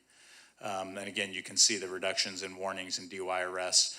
The traffic team is now moving back closer to fully staffed. We're one officer away from that, and we expect to have that soon. And we would expect to see in these numbers in citations and warnings and DUI arrests go up. Not that that's a good thing, but that's part of our enforcement and part of the education. Shifting gears to noise, this has 3 years in it, 19, 20, and 21. And looking at the difference on the far right side, noise complaints continue to remain low. They're lower than in 2020, not as low as in 2019. But I've got a graph on the next slide that we can discuss that a little further. Again, 2020 was an anomaly year. We had a lot of noise complaints that came in versus 2019, and many of those were because of change of behaviors. We had people at home more, working from home, very low personal tolerance for neighbors, having people over for fear of spreading COVID-19, which is completely understandable, and we fielded a lot of those calls. Also during 2020, we, for most of the year and for a portion of 2021, we were not issuing what is our DAC, or our disturbance advisement card. That's a verbal warning, or a written warning, I should say, that's kind of a first offense for someone having noise. We took a zero tolerance approach, and so you'll see the DAX was very low in 2020 and is now coming back up in 2021. And then you can see some other associated numbers associated with landlord citations, and negative violations has gone up, down a little bit this year, but up quite a bit from 2019. again, attributed to many more calls for service that we received.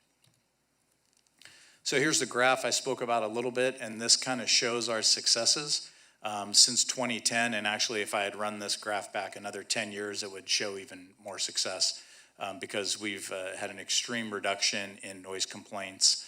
And it's attributed to many factors. Our student neighborhood assistance, or SNAP program, council direction on fines, on safety enhancement zone, which doubles fines during critical periods, the party registration program. All of these things have really culminated in a reduction in noise complaints, as well as education.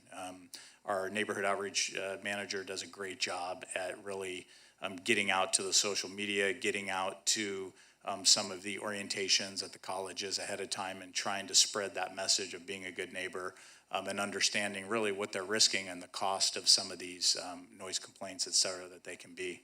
And so you can see, other than 2019, even 2021, although we had an increase, it's still our lowest year on record other than 2019. So we're very proud of that, and we'll continue to do good work in that area. This is a slide for the party registration program. It started in 2017. We suspended it in 2020 because we didn't feel that there should be any parties during COVID, and rightfully so. And then the program came back online in July of 2021. So you can see that actually, considering it was only running for half the year in 2021, we had quite a few submitted party registrations. And I want to kind of take note of the final column there, citations, that out of 257 received and 169 approved parties, only 4 resulted in a citation. So we feel that it's a really successful program. Only 23 warning calls had to be placed to the owners. And the way the program works for the council is they submit for a party, and if it gets approved, if a call is received as a complaint, our dispatch will then call the party host, letting them know a warning has been received. They have 20 minutes to shut down, make the noise go away, and if there's another complaint, then they'll get a ticket. So really, very few actually even get the warning call, and a very, very small number got the citation. So it's a great program, and we're happy to see it continue. We're going to shift gears a little bit. This is our homeless numbers. This is the point and count numbers that come from the county. You'll notice that they're every other year other than 2021, and that's because there was some difficulty in getting the numbers and COVID, and so there's a 3-year hiatus between 2019, 2022. These numbers just came out, and you can see we've had a small reduction in numbers here in the city. Actually, I shouldn't say small, large. It's almost 100 less, both collectively sheltered and unsheltered, and then a relatively small number countywide as the numbers went down about 35 overall. So, a little bit note, we respect and work very closely with all homeless individuals in this community. We have many resources. We have a CAT team. We work tirelessly to try to provide services, but we also do still have to respond to criminal and nuisance behavior.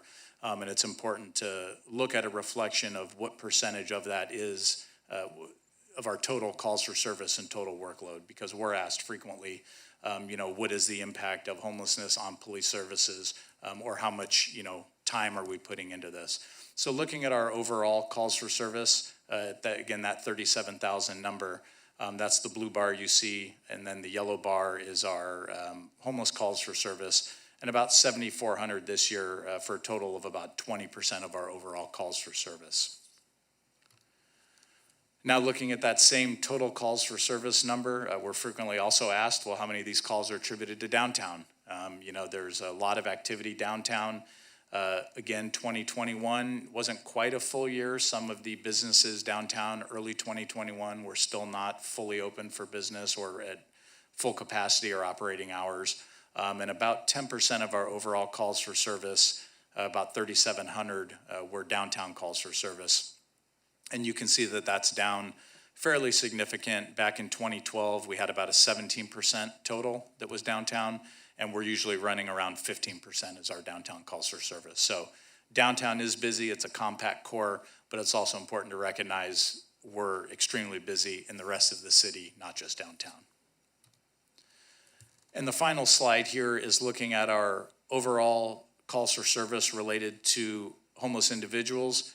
How many of those individuals are downtown versus are they elsewhere in the city? Because again, we'll hear frequently of a lot of homeless issues downtown, but as you look at the numbers, it's about 18% of the total calls for service. So again, it can be very problematic because we have a lot of businesses, a lot of population in a small area, but it also means that 82% of our homeless calls for service are not downtown and are elsewhere in the city. Switching gears a little bit here to mental health calls for service. This graph here, or this table I should say, kind of depicts, these are calls that start out as mental health calls. Now I should note, when you think back to the pie chart I showed you earlier, there's some different sections where we talked about suspicious or disturbances. Many of those calls may have a mental health component to it, but this table here are calls that we can pull out of our system that actually originated as a mental health call for service. And of the 342 we had in 2021, a little less than half, 149, resulted in a transport. So that means the officer transported them either to mental health or potentially to a hospital in order to get some treatment and mental health services there. It's important to note those that aren't transported are still provided service, whether it's through our CAT team, whether it's through the mobile crisis unit, which is not, the acronym might not be the right one. It's not the one that fire just started because it wasn't going in 2021, but there is a mobile crisis unit that can respond out and provide mental health services through the county, and they're utilized as well. And finally, anyone that might be incarcerated through some action, if an arrest is made, mental health services can also be provided through the county jail before they're released. This pie chart here, just to talk a little bit about our sworn officer staffing. Chief spoke to this a little bit earlier. Of our 61 total officers, which the reason it says 61, we had an officer that was dedicated to marijuana enforcement that then was kind of shifted to a different path for some of that enforcement. So we're now at 60 officers. But of those totals, what this is trying to show here is the gray piece of the pie is really all of our leave. So when an officer either calls in sick, IOD is injured on duty, or a workers' comp injury, if they're out on vacation, if they're at training at a school, that's all lost hours. Even though we still have that officer employed, they're not out on the street working that day. And that amounted to 21%, or the equivalent of 12 full officers for the course of the year makes up all of that leave time. The blue piece of the pie is actually our vacancies. So throughout the year, obviously, people retire, they leave for whatever reason, and then we rehire. But that hiring process can be a very long time. It can be up to a year to have someone go to the academy and get hired. So those positions are either vacant, or it's someone who's in the process of being trained, but they're no longer out on the street answering calls for service. So that amounted to 9%, or 6 officers. So in total, basically 30% of our sworn officers for the entire year were not here, for lack of a better term, not on the street answering calls for service. So it was a challenge, and we've worked really hard to work through that. So I'm going to pass it back over to Chief for the remainder. Thank you. Thank you, Captain Amoroso, for handling the dry part. And speaking of challenges, riveting, I can see it. Now that we've had an opportunity to go through the data, I do just want to speak to some of the challenges and opportunities that have been really the central theme for 2021. COVID-19 fatigue and its after effects continue to be a community-wide issue, if not across the country. And this affects our workforce, not only in the police department, but across our city and our community. We're addressing staffing challenges to the best that we can by first promoting employee wellness and peer support. We're trying very hard to take care of the people we have before we focus on recruiting new people. And we believe that's the most healthy way and approach to get people that are in the right frame of mind, that are happy and healthy. We believe they provide the best quality of service to our community. We're working with new collaborations to diminish the effects of homelessness and mental health in our community. We've got new and exciting policy developments underway. We've seen the communities, or the county's 5-year strategic plan on homelessness. The great fire department's MCU is also an amazing resource for the police department, as well as expanding our CAT team and providing contract workers to help carry the load of serving our entire community. We're really focused on reinvigorating our crime and nuisance efforts and combating that to improve the quality of life here in SLO, and to make sure that we're providing the best experience, for those that live here and that visit our community.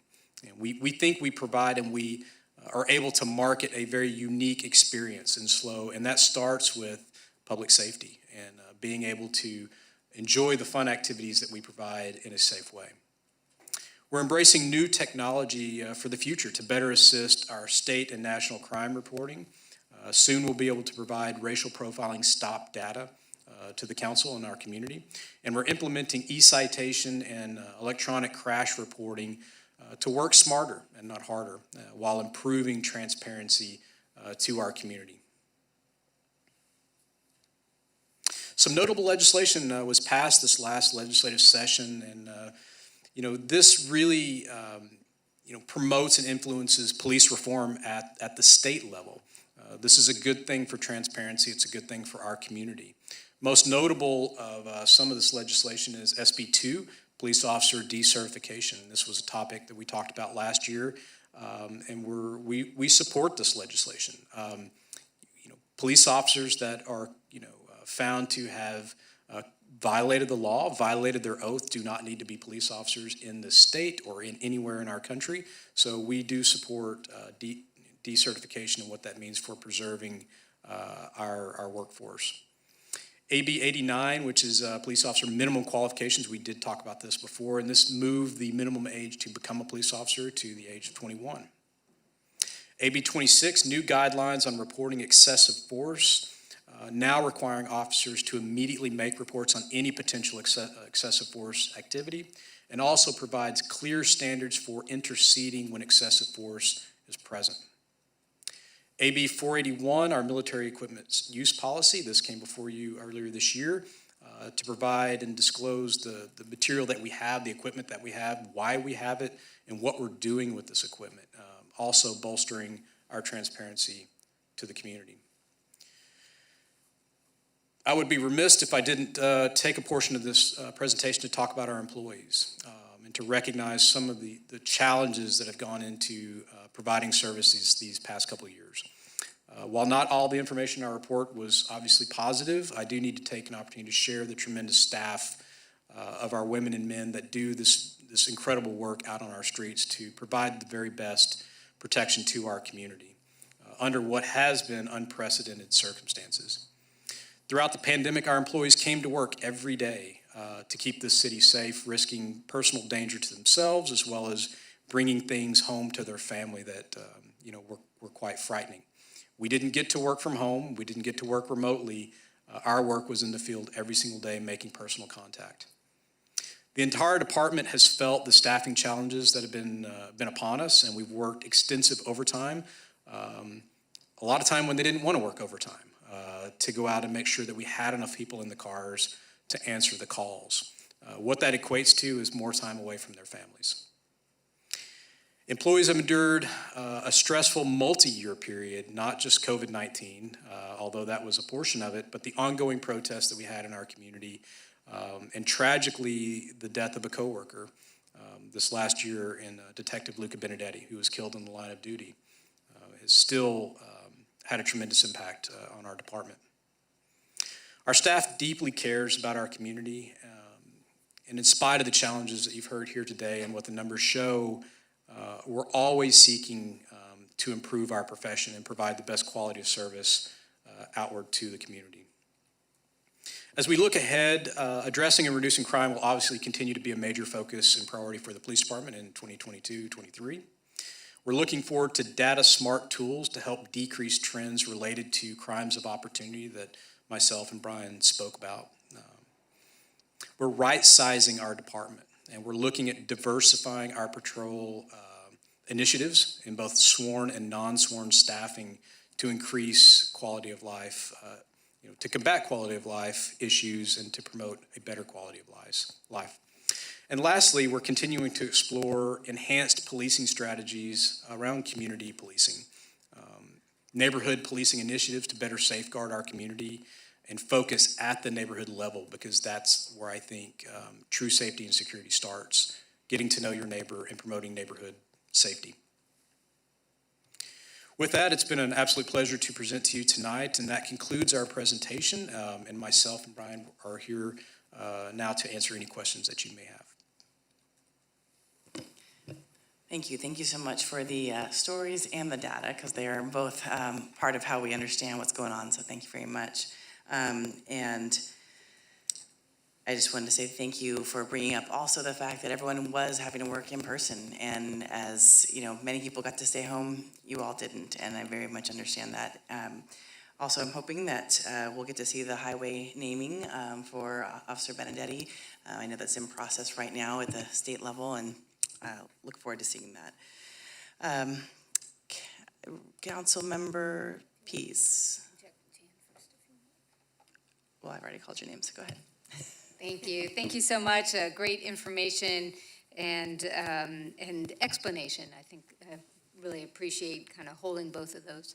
And ending with kind of the initiatives and the goals moving forward, right sizing and staffing and those types of pieces. I know we're not taking that on tonight in any kind of way, but could you maybe outline that process, the timing, and when we would be looking at things like the balance of sworn versus non-sworn staff and prioritization and those kinds of things? Thank you for that question. I take this responsibility personal, and I want to make sure that whatever the ask is of our council and of our community, that it is done with a very thorough look and analysis at what we need. I think looking at calls for service and the 15% that just this last year and the 30% that it's gone up over the years shows us we're going to have to find more resources or cut back on the services we're providing. And to me, that's not what I think we want to accomplish. We're comfortable with what we're doing. We want to do more in the community. And so I think that's going to equate to an ask for more resources in the form of employees. And so we're about to embark on our 5-year strategic plan. Part and parcel to that project will be to look at the inputs and the things that need to be done and look at our resources to do it. And I want to come back to you with a thorough analysis on what we think is suitable, not only for the next 5 years, but projecting out 10 and 15 years to make sure that we are right-sizing, not only for the trends we're seeing today, but what we should be anticipating throughout the horizon of that plan. And if I may, Madam Mayor, and just to expand upon Chief Scott's responses, a few years ago, Citygate came in and did analysis of the department. So there's some points of information that we can definitely pull from. I think we also need to take into account, where the city is headed in terms of growth and development. So as you know, public services are a part of any sort of environmental analysis that we do, and we look at new growth and development. And so I'm certainly wanting to key in Chief Scott into that process more and more, because we're seeing those trends already. We're seeing, as neighborhoods are sprouting up in different parts of the community, those calls for services are happening in different ways than we've experienced in the past. And so I think to the question of, the balance of sworn, unsworn, I think the strategic plan is really going to be where all of this culminates, comes together, and then we really at least solidify that in a way that there's a community conversation. Thank you. Thanks. Councilmember Marks, do you have any questions? Yes, I had a question. I wanted to know how the recruitment effort is going, and also whether existing funding is sufficient to bring the number of officers back up to where it should be under our present scenario. Thank you, Councilmember Marks. And So you saw some negatives in the report, but the one thing I'm happy to report is we are recruiting good quality people. And the problem is, even our lateral candidates, it takes a number of months to hire them and get them out in the cars. And the other part is making sure that we're keeping up with attrition, those that are leaving either through retirements or just changing jobs. So it continues to be a very active effort to continue to recruit and bring quality people here. But the good thing is they're coming here, and they're not going to surrounding communities, which they could have easily made that choice. I'm very happy with council's support as well as that of the city manager. Earlier this year, we launched a emergency staffing program, which offered incentive bonuses to qualified people to come work in our community, as well as essentially a finder's fee for employees that went out and found people that would be a good fit here. And so we've done some really creative things here at our department to attract what we believe are the best candidates on the market. It's just keeping up with the rate of attrition, as well as you saw on the graph, covering the ones that aren't here. They're still hired, they're still employed, but they're just not able to work, and that's really where we're seeing the deficit. But that is the kind of the silver lining, is that our recruiting efforts are holding strong, and we are getting great people here to serve. Thank you. Thank you. Vice Mayor Christensen. Yes, thank you very much for the report. I really enjoyed the fact that you had the dry, boring stuff. No, the data, as well as some of the bigger picture and kind of the in-between stuff. I really appreciate the report.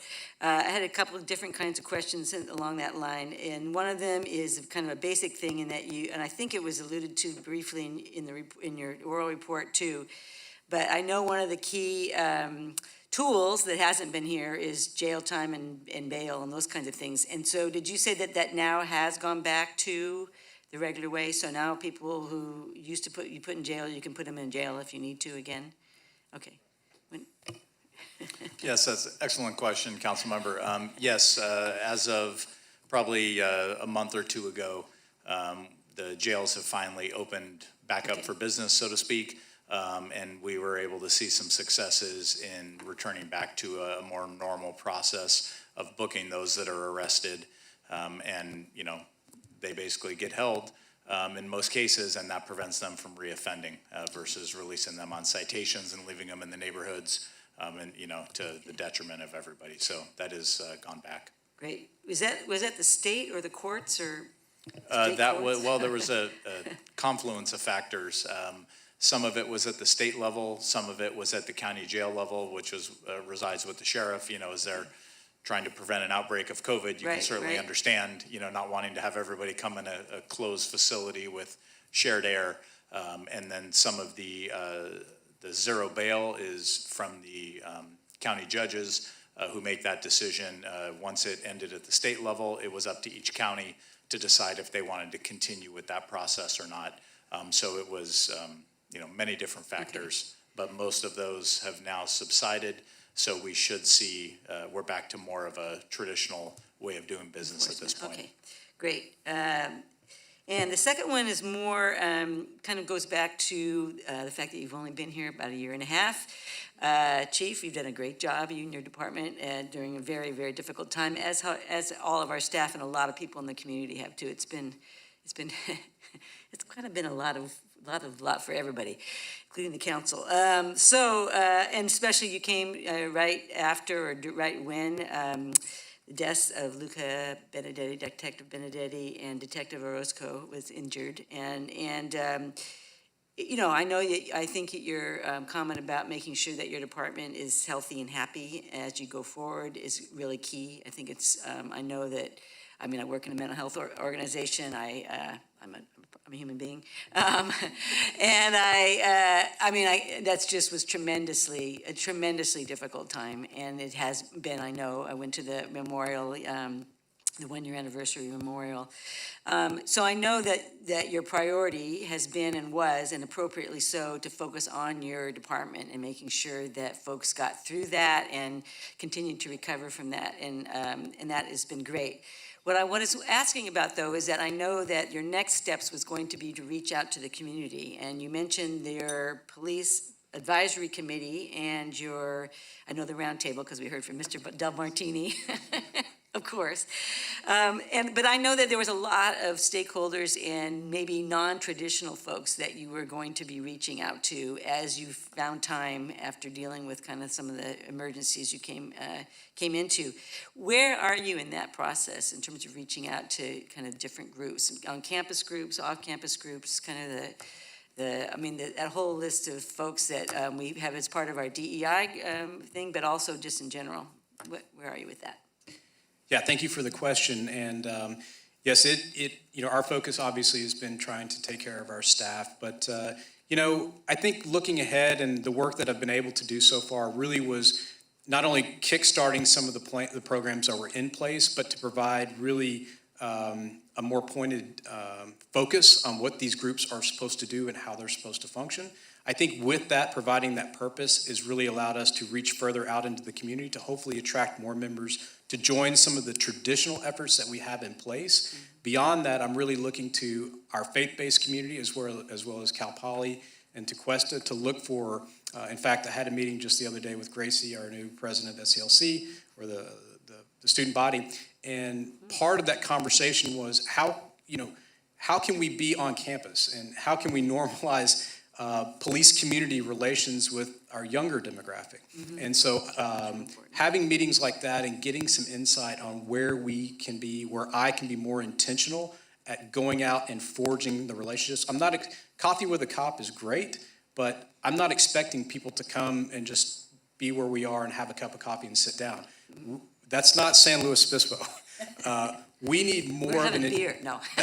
I like where you're headed, but we have to be intentional, and I've said this from the start, that we need to go out into the community. I need to be out into the community, forging these relationships, literally one-on-one, to continue to promote trust and transparency and accountability for our department. So we've made some inroads. Obviously, it hasn't moved as quickly as I wanted to, but we are making tremendous progress. And so I'm happy that our traditional systems are working.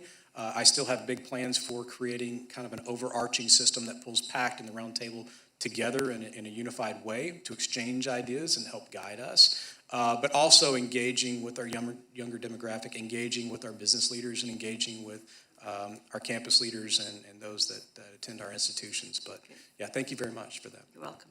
And I'm sure as we move into the strategic planning, there'll be a lot more of that too, in general. My last question has nothing to do with any of these big things.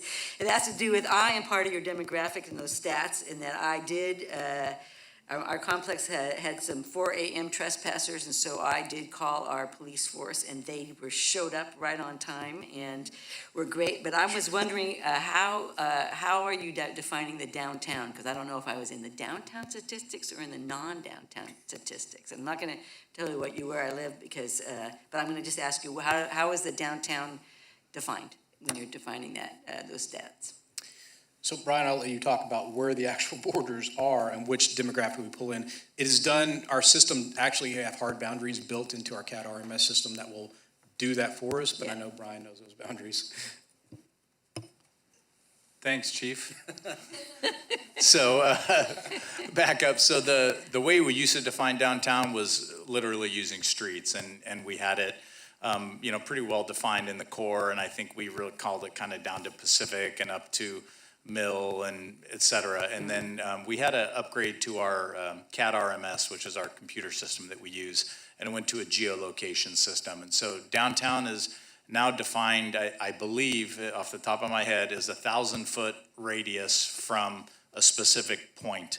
And that point is somewhere around Osos and Higuera Marsh in that area. And I'd have to go to our data analyst to actually look at it. So it doesn't use physical streets and addresses anymore. It uses GPS and saying, okay, this is now a circle. This pretty much encompasses the downtown. It actually can be a little bit problematic when we try to compare old downtown data and new downtown data, because the two areas are different, but it just has to do with the limitations of our system and how we had to move to a GPS aggregate. So it still encompasses roughly the main area, which is pretty much down to Nipomo or a little further to, if you want to call that, the west. up to, Mill, Peach, not quite all the way to the police department, towards the 101. Just a little bit over Santa Rosa, you'll get up to about Toro. And then going the other way is about Pacific or Pismo, kind of right at the edge of Emerson and Mitchell Parks. Okay, great, thank you. I'm outside of downtown, barely. Still part of Sumstat. Okay, Councilmember Shorsman. Thank you. I just want to echo what my colleagues have said. Thank you for the report. And I also just really appreciate some of the last comments that you made, Chief Scott, about the need to do outreach. And really, what I heard you saying is that you recognize that we really need to meet people where they're at. We can't expect, especially populations who may have not had historically great relationships with law enforcement, that we're going to really have to go to them. And I appreciate that you've, in this presentation and in other conversations that I've had with you, emphasized that that is your intention. So I really appreciate that. I have a couple of geeky stats questions, but I also just want to provide a little bit of clarification or ask you some sort of basic context questions about the PAC and the Police Roundtable. For those who don't know what those groups are, can you give like a little 30-second primer on that? Yes, and so PAC is really has morphed into what was, it used to be PACT, Police and Community Together. Under my leadership, it is now a Police Advisory Committee, and that was an intentional name change as well as a focus on advising the police department, having a strategic approach to helping us navigate and work through policy issues, work with different issues around how we're engaging in the community. And so we have a purpose, and that group really has come together and helped, put a sharper point on why do we meet, why do we have conversations. And so it's now the Police Advisory Committee, and so we actually have a meeting coming up on Thursday. And so use of force is going to be a topic that we're going to discuss in this group. And so I get to hear firsthand from, while it's a broad representation of our community, one of the key focuses of PACT is to represent our marginalized community. And so we have members that represent all different areas of our community that are marginalized. And so I get to hear firsthand the thoughts and the feelings of people in our community that are experiencing either crime in a particular way or police service in a particular way that we would not otherwise be aware of. And so that interaction, having those standing, having that standing meeting is very beneficial to me. And when we have an issue that crops up in the department, I'm able to reach out directly to this group anytime and get very actionable feedback at the time when something happens. And so that's PAC. The Police Roundtable, this is a group of mostly our business leaders, and so there's several that are represented from our downtown core, as we discussed. And so I get to hear firsthand from a group that represents a majority of our businesses on the experiences that they're having also with, as Brian had mentioned, some of the homeless issues or some of the theft issues that are occurring or traffic issues that are occurring that are specific to downtown and those that have businesses in that area. Great. The other contextual question is about the Racial and Identity Profiling Act data. Do we know, obviously you don't have that data yet, but do we know what that's going to consist of, other than just, I'm assuming, racial data, but is there any kind of detail about what that's going to look like? Yeah, I'll talk just a little bit, and I'll add, Brian's been working on this project, so I'll let him provide a little more context around that. But what this does, it's essentially stop data. It's the race as the officer perceived of the person that we're pulling over or having a contact with. And so what this does, it allows us to track pretty robust stats on any patterns or unhealthy behaviors that could surface in the department, or if we're disproportionately stopping a percentage of people that may be different from our demographics, natural demographics that represent our city. And so the data is very helpful, again, at looking at issues where we need either further education or if we do, in fact, have a problem. So I think, lots of other areas across the country are already looking at racial profiling data. And so it's going to be a benefit for our department And I'm happy, I look forward to when I can produce the stats for you and see exactly what we're doing on the street as far as who's getting pulled over and who's not. Okay, now here's my, did you want to add some more? If you'd like to hear more, sure. So just, at a high level, this act, when it was enacted by the California legislature, it required agencies to start collecting this data, but it actually broke agencies up by size. So the really large police departments, the LAPDs, the San Francisco police departments, they had to go for California Highway Patrol, they had to go first a couple years ago. And then it's sort of trickled down by size. It has now got down to where we're affected and are now required. And the reason they did that is because they knew the lift and the impact of having to develop this system is not something that a small agency can easily take on when others can do it first and sort of go through the growing pains. So we started collecting data on January 1st, 2022, and the reporting period ends December 31st. And all of our data has to be submitted to DOJ in April of 2023 for full reporting. So next year when we do this presentation, we will have a full breakdown. And to answer your question of what kind of stuff does it get, as the name would suggest, certainly identity, gender, race, age, the area of the stop, what occurred on the stop, was there a search, was someone arrested, et cetera. But everything that's collected is what the officer perceived at the time of the stop, not what someone's race actually is, or gender identity, et cetera. So that's an important distinction of how they collect this data, but it is fairly robust. It's actually quite a few categories and things that they select at the end of each stop. And there's a requirement for all officers to fill this out for anyone that they contact, where basically there's an opportunity or a chance for enforcement action. If it's a flag down where someone needs directions, we would not do a stop data entry on that person. But any traffic stop, an arrest, someone contacted as a suspect in a crime, things of that nature, all of those people would be entered into the system. Thank you for that elaboration.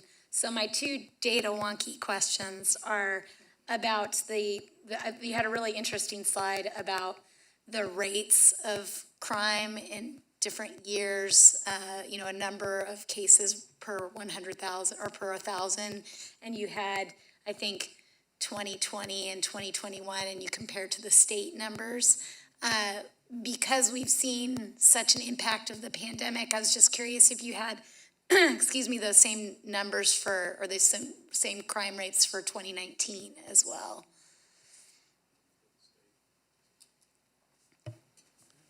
I do, but they're not in this presentation. They're in last year's presentation. I'd have to pull them up.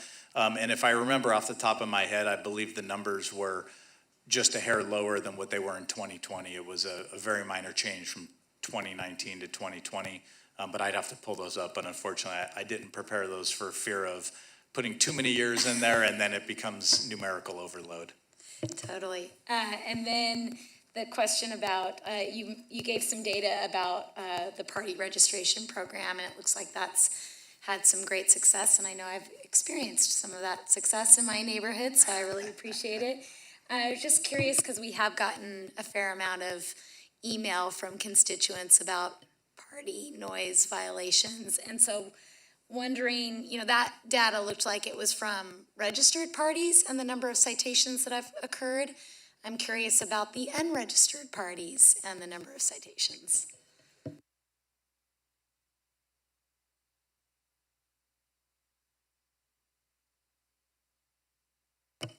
Thank you for the question. So looking at our slide here on noise, back all the way to 2019 to 2021, so the 1,417 represents our total noise complaints received. Whether someone registered a party or not doesn't matter. If it gets a call, it's going to get built as a noise call, and that's what this number is pulling. So of those, 143 resulted in a citation, so we're at about a 10% citation rate. But looking at 2020, much higher citation rate, right? 337 out of 1518. But again, that's because 2020 was a zero tolerance year, no written warnings, no DACs. If an officer observed a violation, it was a citation, first time, every time. And then looking back at 2019, almost the same number of cites, a few less noise complaints, but the numbers are fairly consistent as far as the number of citations versus number of parties. The DAC numbers you can see there, obviously much higher in 2019. And we didn't start issuing DACs in the beginning of 2021 either. It wasn't until later in the year that we started using them. So I think that's why you see a lower number of those warnings.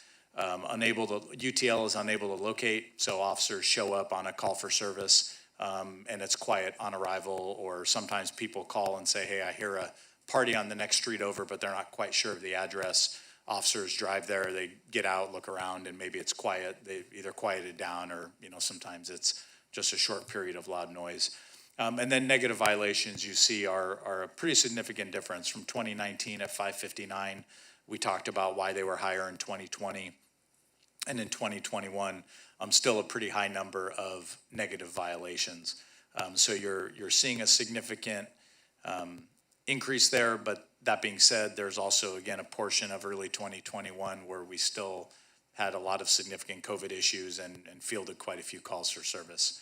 And then we have a statistic there on landlord citations, which are just issued after the resident receives a cite as sort of an additional consideration to try to help renters in those situations stop having continued parties. And that's been successful, and we're writing less of those. And DAX, again, stands for? Oh, I'm sorry, disturbance advisement card.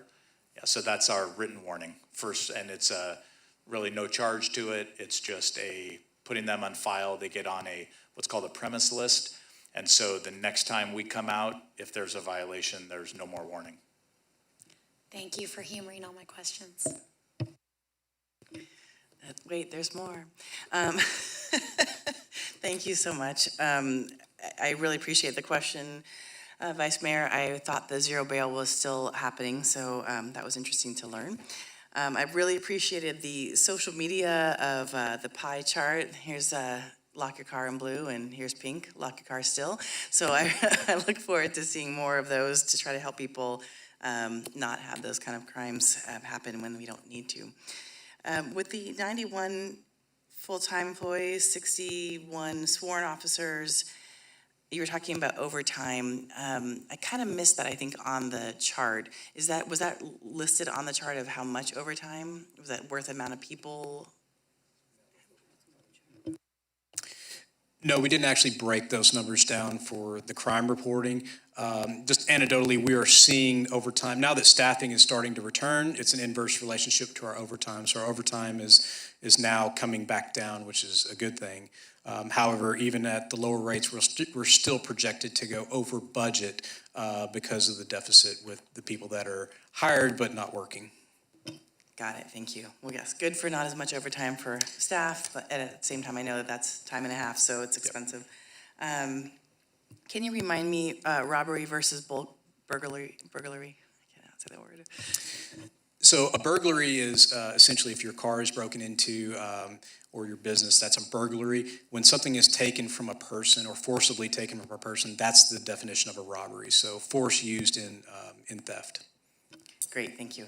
I always forget the two. A few more slides after this was talking about the number of calls, and it seemed odd that after COVID, the numbers went up. So during COVID, it seemed like we had more numbers because everyone was noticing the silence and anything that was out of the ordinary. Any reasons you can think of? So the calls around 2021, I think this is an amalgamation of, one, we had significant social patterns change at the end of 19 and 20. Calls actually still continued to climb in 2020. In 2021, it was really, people had a foot in both worlds. And so I think we were experiencing calls from people that had traditionally been at work, now they're at home calling. And then we had people returning back to work or back to engaging in community and seeing things or becoming victims. And then those calls increased. So I think we really saw it on both sides, just people's social patterns changing, and then that either opened an opportunity to become a victim of a crime or to see something they should report to the police department.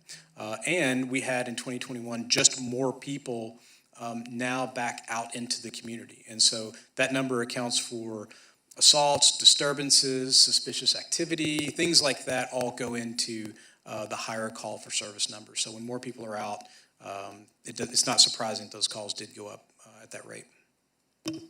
Thank you. And as far as the interfaith individual or groups you're looking at, how are you finding, one, the interfaith, but also the police advisory committee, how are you finding more people to come to you versus kind of, as we've talked about, coming to people? How is that working? So I like the kind of the +1, and so I really look for recommendations as I go out and talk to people. Who else would be? Who are we missing? Who else should be at this table? I have my thoughts and ideas, but it's better to hear from people out there that are experiencing, some of the challenges that we're trying to overcome. They can generally point us in the right direction of people that should be represented in these more formal organizations, or people we just need to go out and talk to, or show up at a service, whatever it may be. Getting those recommendations has been most helpful. Great, thank you. And with the 911 abandons, is there still a phone call? I know that I pressed it by accident one time and someone called me back, so I'm just wondering, is that like a twofer in a sense with the 911?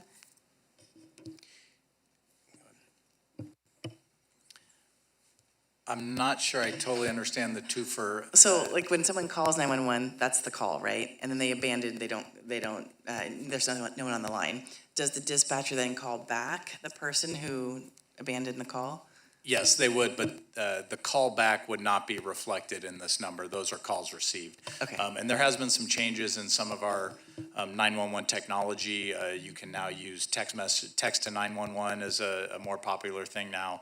That is, also making it easier when someone is in a critical situation and maybe they can't voice for fear of, they're hiding and need to be able to do that.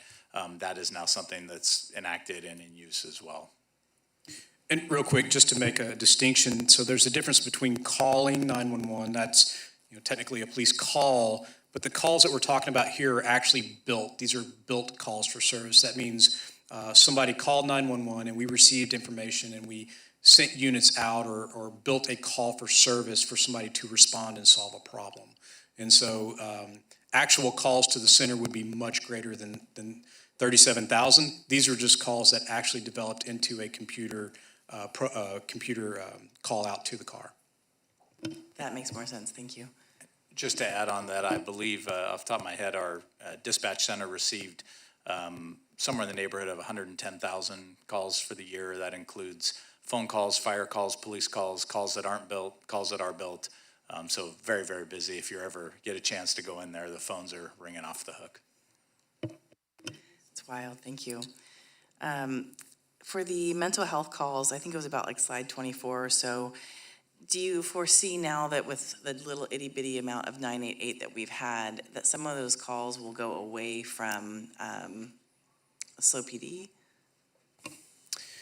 Not necessarily, and in fact, I'm predicting that we're actually going to see an increase. And I think there's a couple different contributing factors that go into this, and we've really brought great awareness around mental health awareness and resources, and as we continue to develop new resources to help with mental health, I think we're going to have even more calls for service. Now, again, these could be diverted. They're not all crisis situations. But I think as people become more accustomed and more comfortable using these resources, we're naturally going to get probably more calls for service. It's better for us that, that they don't necessarily end up being transported or arrested. Sometimes, as Brian mentioned, they're provided other services that can step in and help. But I think just with the general awareness and the availability of additional resources, we are going to be able to help more people in crisis, which is a good thing. Thank you, definitely a good thing. And I, when Vice Mayor was mentioning about the well-being, I remember actually in your interview, that was one of the things that I was very happy to see is that, the care for all of the employees. And do you foresee additional programs that you're hoping to put into the strategic plan in the future? Yes, and it drives them crazy because what I say is happy, healthy employees give the best service. And if we really want to take the quality of service to that next level, which, we do, it's got to be healthy and happy people that do it. When we hire somebody, we hire the whole person. And sometimes, work life and home life don't always align. And so we're really working hard to identify new resources for supporting the whole employee, both at work and at home. And I always say I can't help, I can't always give you more money, but I can help maybe give you resources to better, do your finances or, provide counseling, those kind of things that we need just like everybody else in our community. And so I'm very happy to, I know there's some things that we're already working on around mental health specifically of police officers. And we've had two of our police sergeants go down to the training session that they have, SBI. And from that program, they actually have to complete a capstone project.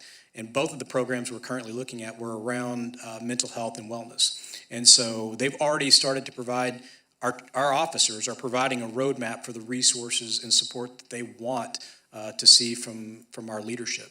And so I'll be very happy to hopefully incorporate in some form or fashion the programs that have already been designed by our employees. And then really, most everything is coming back to employee wellness. And so finding ways to give time to build their bodies, mind, body, and soul. And so look for opportunities to provide workout, provide good equipment to keep yourself fit, provide time to reflect, and provide meet those needs to help them be better employees. Nice, thank you. I don't know what slide it would relate to, but on page 335, we talked a little bit about not stings, but what do you actually call them?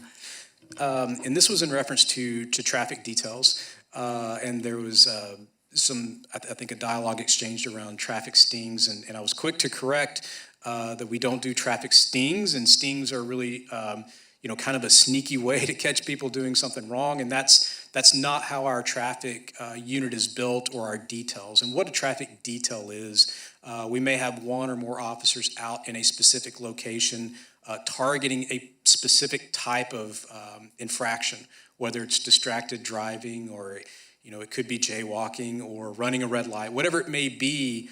We're gonna spend resources and time to pull as many people over that are violating that particular traffic code at that time. What it does, a couple of different things, it provides high visibility. So it shows the community that we're out there, that we're paying attention, and trying to change the behavior. That's the focus of our traffic details, is to pick one of these issues that are either causing crashes or we've had community concerns, and go out and really focus on that issue as diligent as we can. We do get grants from our traffic bureau that allows us to spend money on overtime to actually go out and focus on this outside of regular hours, which is good because it provides a focused employee, and they're there, that's all that they're doing. But to circle back to the question, we don't hide in the trees or do those kind of things. That's more of a sting. That really doesn't benefit the community, although it may wind up being a citation, but that's not the point. The point is to change the behavior, and we do that through very visible activity out in the community. Thank you, and I know I already asked you that question before, but I really appreciate you sharing it here. We've received, at least I've received many emails that either are wanting you to be there, like on Johnson when, we're near the school crosswalk and they want you to stop people who are speeding. I've also heard people, from emails that are saying they're just trapping us, and it's like, well, let's talk about what this really looks like, so thank you. And I think it was slide 29 about the notable legislation. I appreciated in the report and in tonight's presentation, we talk about police reform. There's been a lot of legislation that has come to play and in California, and I've heard comments from different groups saying thank you for already kind of making changes here in SLO to actually be almost ahead of the game. So I'm really appreciative of that, and I hope that we can get more people involved from the different marginalized groups who can continue this conversation with the Police Advisory Committee and beyond. And I just want to say change is hard, and I very much know that. I'm in human resources in my personal life, and no one really likes change. So I just thank you all for being willing to work with all of us and the whole community, and I know we're going to be able to come together if we work hard together. So last question, Cal Poly. We talked about the party registrations and unofficial parties. March 17th continues to be something where we receive the 4 a.m. calls and the emails. Any suggestions of what you'll do beyond the 1990 riot year? Okay, I think I know what you're talking about. So I don't say it. It's St. Friday's Day. I hate saying it. Don't want to give it any more credibility, but we are aware this is an event, obviously that and St. Patrick's Day, that we prepare for each year. I just want to be very clear with council, members of council in our community that may be watching. This is not an endorsed event. We don't endorse, St. Friday's Day. But what's important to us is that we're maintaining the safety of our community, and that comes in several different forms. Our approach to this event that happens every year, we know it's going to happen. Our approach is to make sure that we have enough resources to, one, keep our community members safe and to keep our law enforcement officers safe. So there's different approaches that we take to actually working to stop people that are violating our ordinances or creating noise disturbances or drinking out on the streets. So we have tools that we bring to bear to address those one-on-one for as long as we can. And then there may be an opportunity where we're not able to go house to house, which is what we typically see. And we have additional strategies for dealing with larger groups, all done in a safe and humane way to hopefully end the event as quickly as possible and to end the disturbance to our community. We really try diligently in our messaging that, again, this is not something that we promote. We know people are going to have, go out and have a good time at certain times of the year, but we really impart to them that they need to be good neighbors to the community that they're a part of, and that these types of activities generally come with risk to themselves and typically have very negative consequences if they are caught violating the law. We are working, I'm proud to say that we're continuing working with Cal Poly on looking for more creative ways to hold our student community members accountable for the actions that they may go through in causing disturbances. Thank you. Between fireworks at graduation and March 17th, I just feel like we continually get more and more and more emails. So looking forward to the collaborations. I've met with Gracie as well, trying to figure out how do we help work together. So those are the final questions I have. Thanks for sitting through them all. And Councilmember Marks, any other additional comments or questions? If not, we'll get to public comment. There's no public comment. Up the direction toward community policing, and I really appreciate your emphasis on helping officers achieve a better life-work balance given all the stress. So thank you. Thank you for all you're doing to help keep our community safe. Thank you very much, Councilmember Marks. Thank you. No public comment. So you don't need to vote since it's receive and file, right? Okay. Okay, great. Thank you so much for all of your time and all of your data. Thank you all. Thank you. Okay, next we have a study session with the transit program analysis from Public Works Officer or Director Matt Horn and Transit Manager Austin Odell.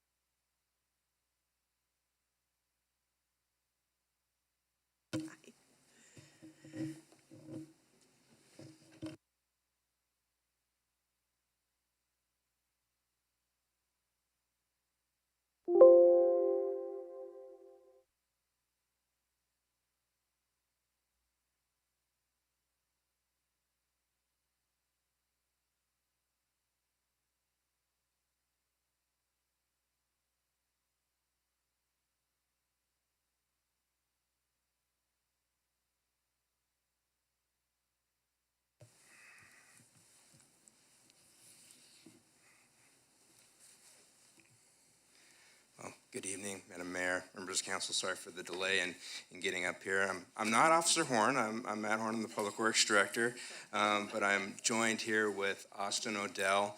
He's our interim transit manager. And if you have not met Austin, let me introduce Austin to you. Austin worked for the city of San Luis Obispo in the early 2000s, finished out his career at the city of Santa Maria. Austin came to help us out at a time that we didn't have a transit manager. And during this short course of action has brought in an immense amount of money for the city of San Luis Obispo's transit system. So thank you very much, Austin. So it's a $12.3 million 3-year operational grant. He's managing $5 million of bus replacements for the city, and it's just continual work and diligence on his part that's making our program even better. So I just had to get that out in a public fashion, so thank you very much, Austin, and I will move on with the presentation. He is retired, and so part of our deal is he's going to help me out, and I'm going to cover this presentation for us. So Austin is our technical expert on this, and so I'll go through this, and we can all ask questions of Austin. So transit's important to the city. It's intermixed in a couple of major city goals for us that we're currently working on. And then even more importantly, it's also memorialized in the general plan. And so we have modal splits that are identified in the land use and circulation element in our active transportation plan, and transit has an important role in that. And so currently we're about 12.8% transit use in the city, and we have a goal of getting to 12. So get to work, Austin. 12, right? No, we're at 2.8, and we want to get to 12. 2.8%. Yeah, I got it from Luke. I'll show it to you later. So a little bit about transit. For the group and for the folks watching online. And so the city of San Luis Obispo operates a transit service, and it's branded as Slow Transit. Slow Transit is managed by the Public Works Department, and inside the Public Works Department is our transit program. So the transit program in itself manages the finances, the contracts for operations, grants, and then of course customer service as well. Slow Transit manages the contract for our vendor. First Transit is our vendor of choice for Slow Transit. And so we operate a fixed transit system. So we go around the same routes at the same times and provide the same service pretty uniformly. And so we are one important piece of the puzzle for transit. Slow Transit takes care of the city's transit needs, and we also complement the regional service that's provided by San Luis Obispo Regional Transit Authority, so RTA. So commonly, it's a confusion between slow RTA, slow transit, one transit service versus multiple transit services. So wanted to make sure that was clear for our audience. And so the reason for the study. So during COVID, before COVID, we were 1.1 million riders per year. COVID dropped down the amount of people that wanted to ride the bus or use our service to about 100,000 per year. So dramatic reduction. That coupled with economic uncertainty, a new RTA facility, a stone's throw from our existing facility, and I guess I can throw a stone pretty far, about 1,500 feet, but it's very, very close in terms of blocks. So brand new facility, and so we wanted to make sure that, one, it made sense for the city of San Luis Obispo to offer transit service and not look at it from a more regional or collaborative factor. And then two is there's an economic issue here. And so Slow Transit, our transit program, is heavily subsidized by both federal and state grants. And so about 80% of the dollars that come in for transit service are related to grants. And so with the economic uncertainty of COVID-19, the federal and state grants that we could get in the future was of concern. We weren't sure exactly how the federal and state governments were going to handle that. And so with that, we wanted to make sure we had a good economic footing, we had a good understanding of what the services that we provided, and this can be used as a baseline service to make sure, or study to make sure that we are correctly offering the service in RTA, or someone else would not do that for us. Can you say that again? Did you say 87% comes in from grants? 80% of 80%, thank you. the funding associated with our transit service. And in the next 3 years, it will be 100%. Thank you, Austin. So it's important to make sure, one, we're the right agency, we're providing the right services, and to make sure that those services make sense. And so that's really the reason for this study. And so if you had a chance to look into the study at all and kind of look at our key performance measures that were reviewed based on our state and federal database of information, it shows that we're doing really well as far as our KPIs. We are a county leader. We're doing very well. We're providing a high value service at a low cost. So I just wanted to kind of throw that out there for folks. So we're doing great in our key performance areas. We're doing great on our cost recovery at the fare box, and we are the top performing agency in the county. And here's the numbers to kind of to back that up. And so these are some of the key performance indicators or different areas, and I'm sure Austin can explain all the nitty-gritty about all these different key performance indicators. But basically, on the left-hand side, you see the number of, the operating cost or the full-time employees or whatever the indicator is. Slow transit results is in this first column right here.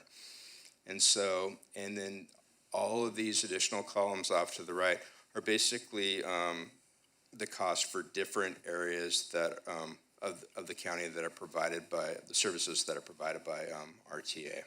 And so our operating cost is about $3.5 million, and RTA's is close to $5.7 million.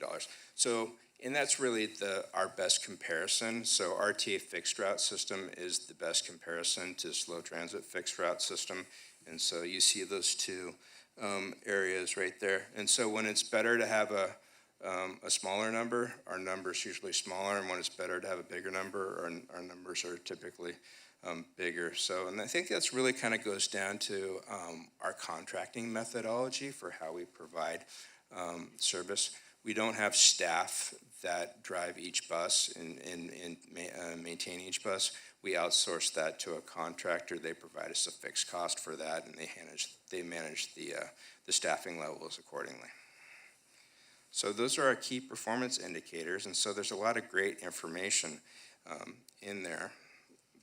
But so really, we had the study look at 8 different areas, and really we're actually look at our slow transit system, and they provided us 8 recommendations in different areas for things that we could do better or look at, or in some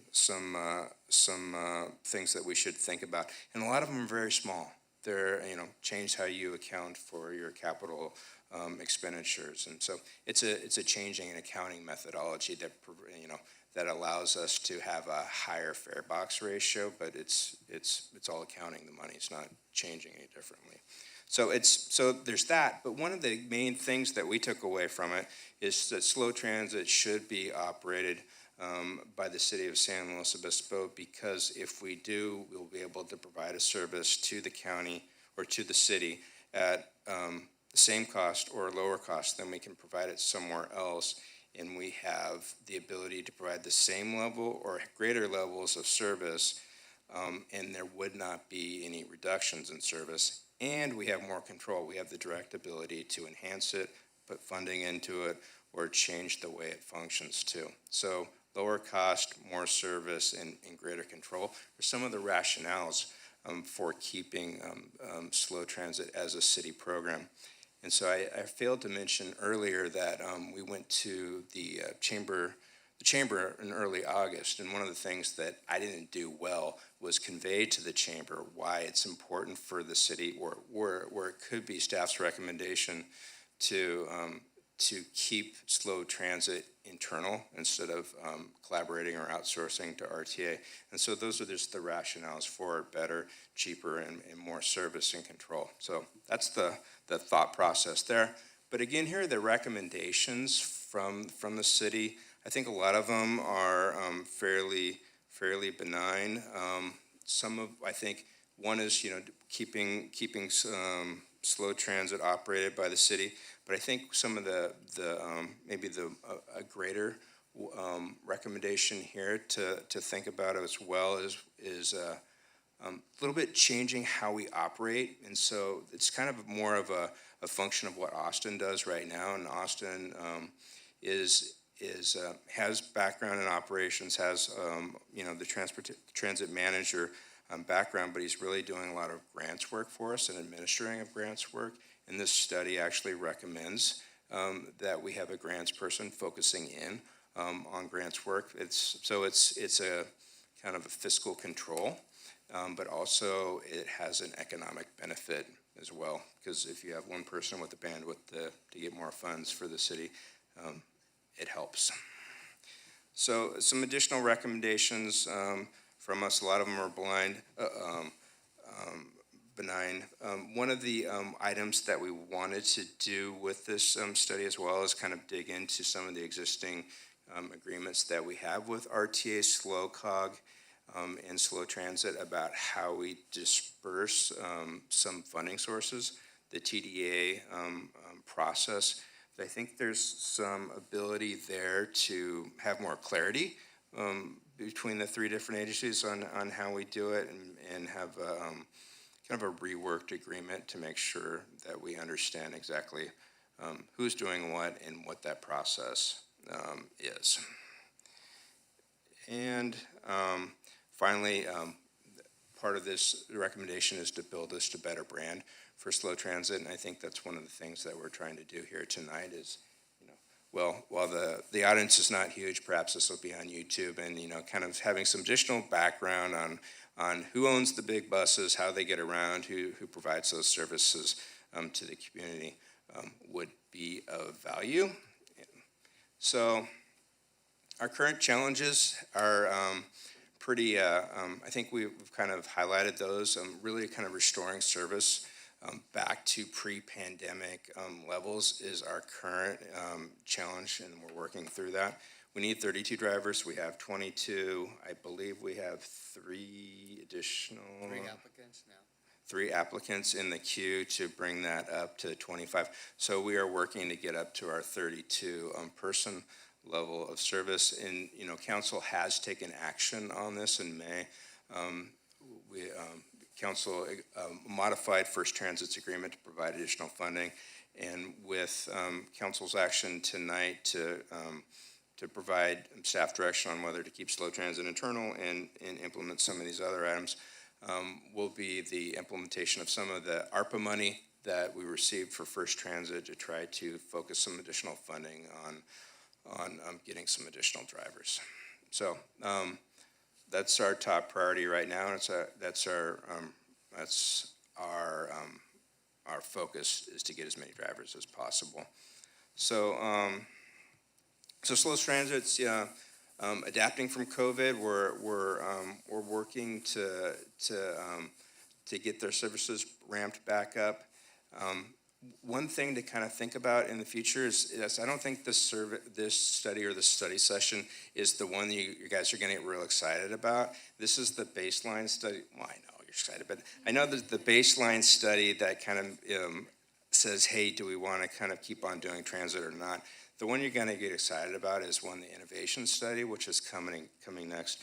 and also the short-range transit plan, because that's, that defines our level of service, that provides us some out-of-the-box thinking to do different things, and that will align services. So that's the one you're going to be excited about. So this one's the kind of, this is the vegetable part of our, sorry for me.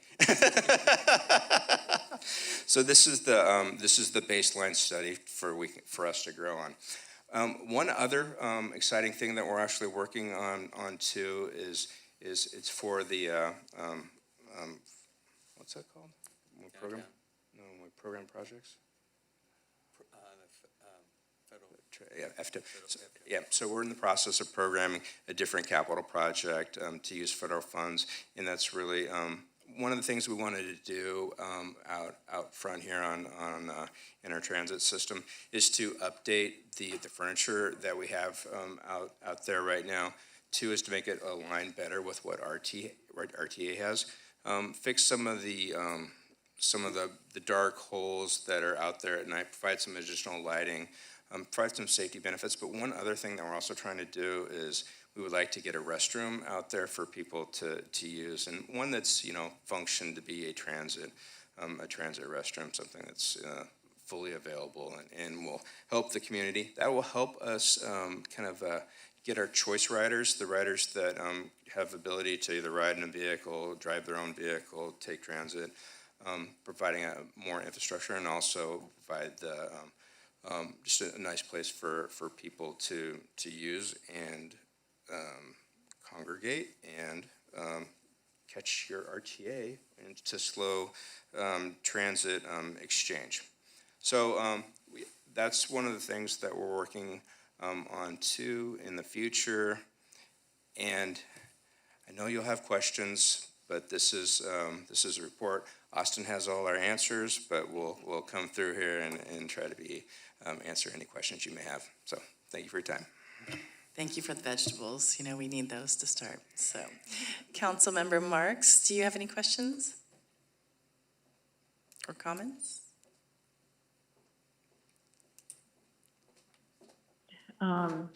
People kind of camping out in the bus stops with, shopping carts and lots of bags full of things and dogs.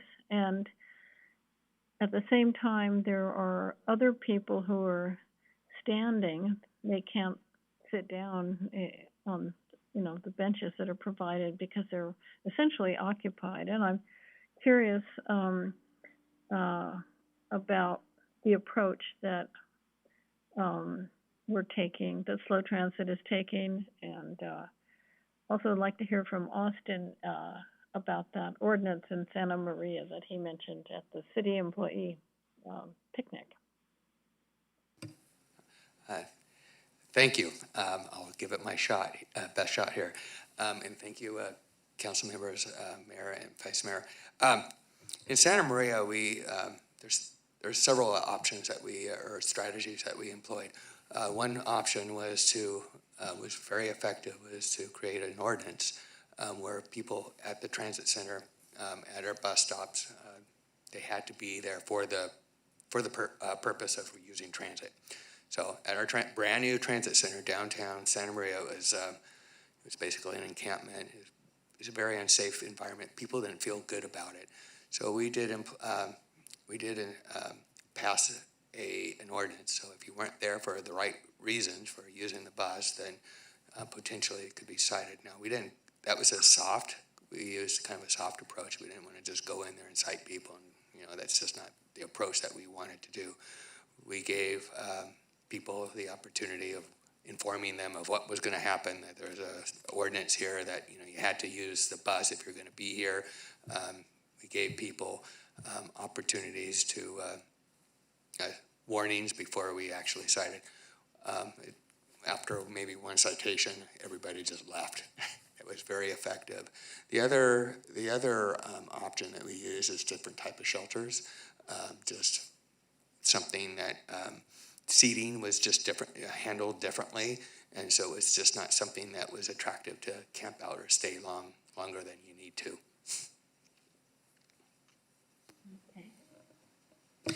Madam Mayor, just to hop in here a little bit, I think that, Mr. Horn has talked a little bit about some of the amenities that we need downtown.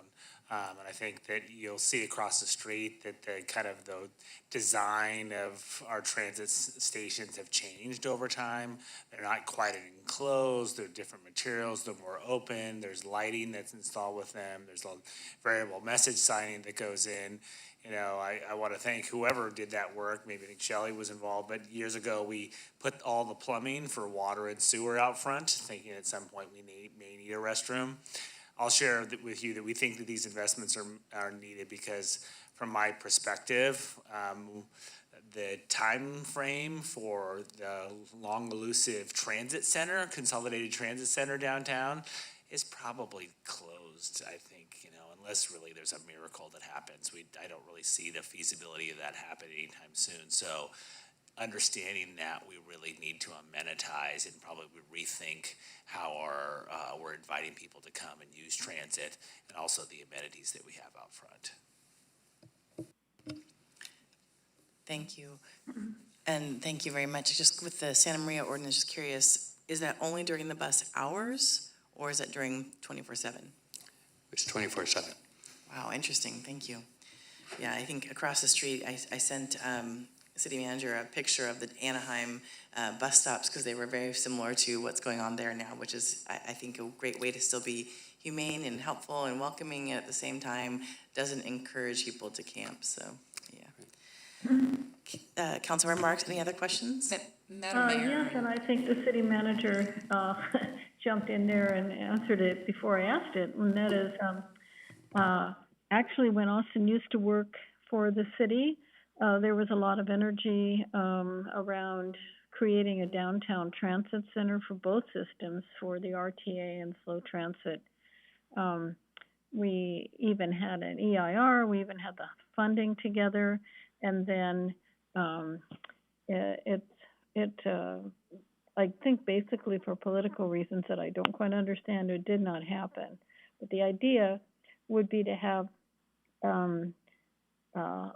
a center where someone could take an RTA bus, get off of it, and then get onto a slow transit bus. So that it's like, most big cities have this kind of thing where if you have more than one system, more than one route, there's places where you can transfer easily.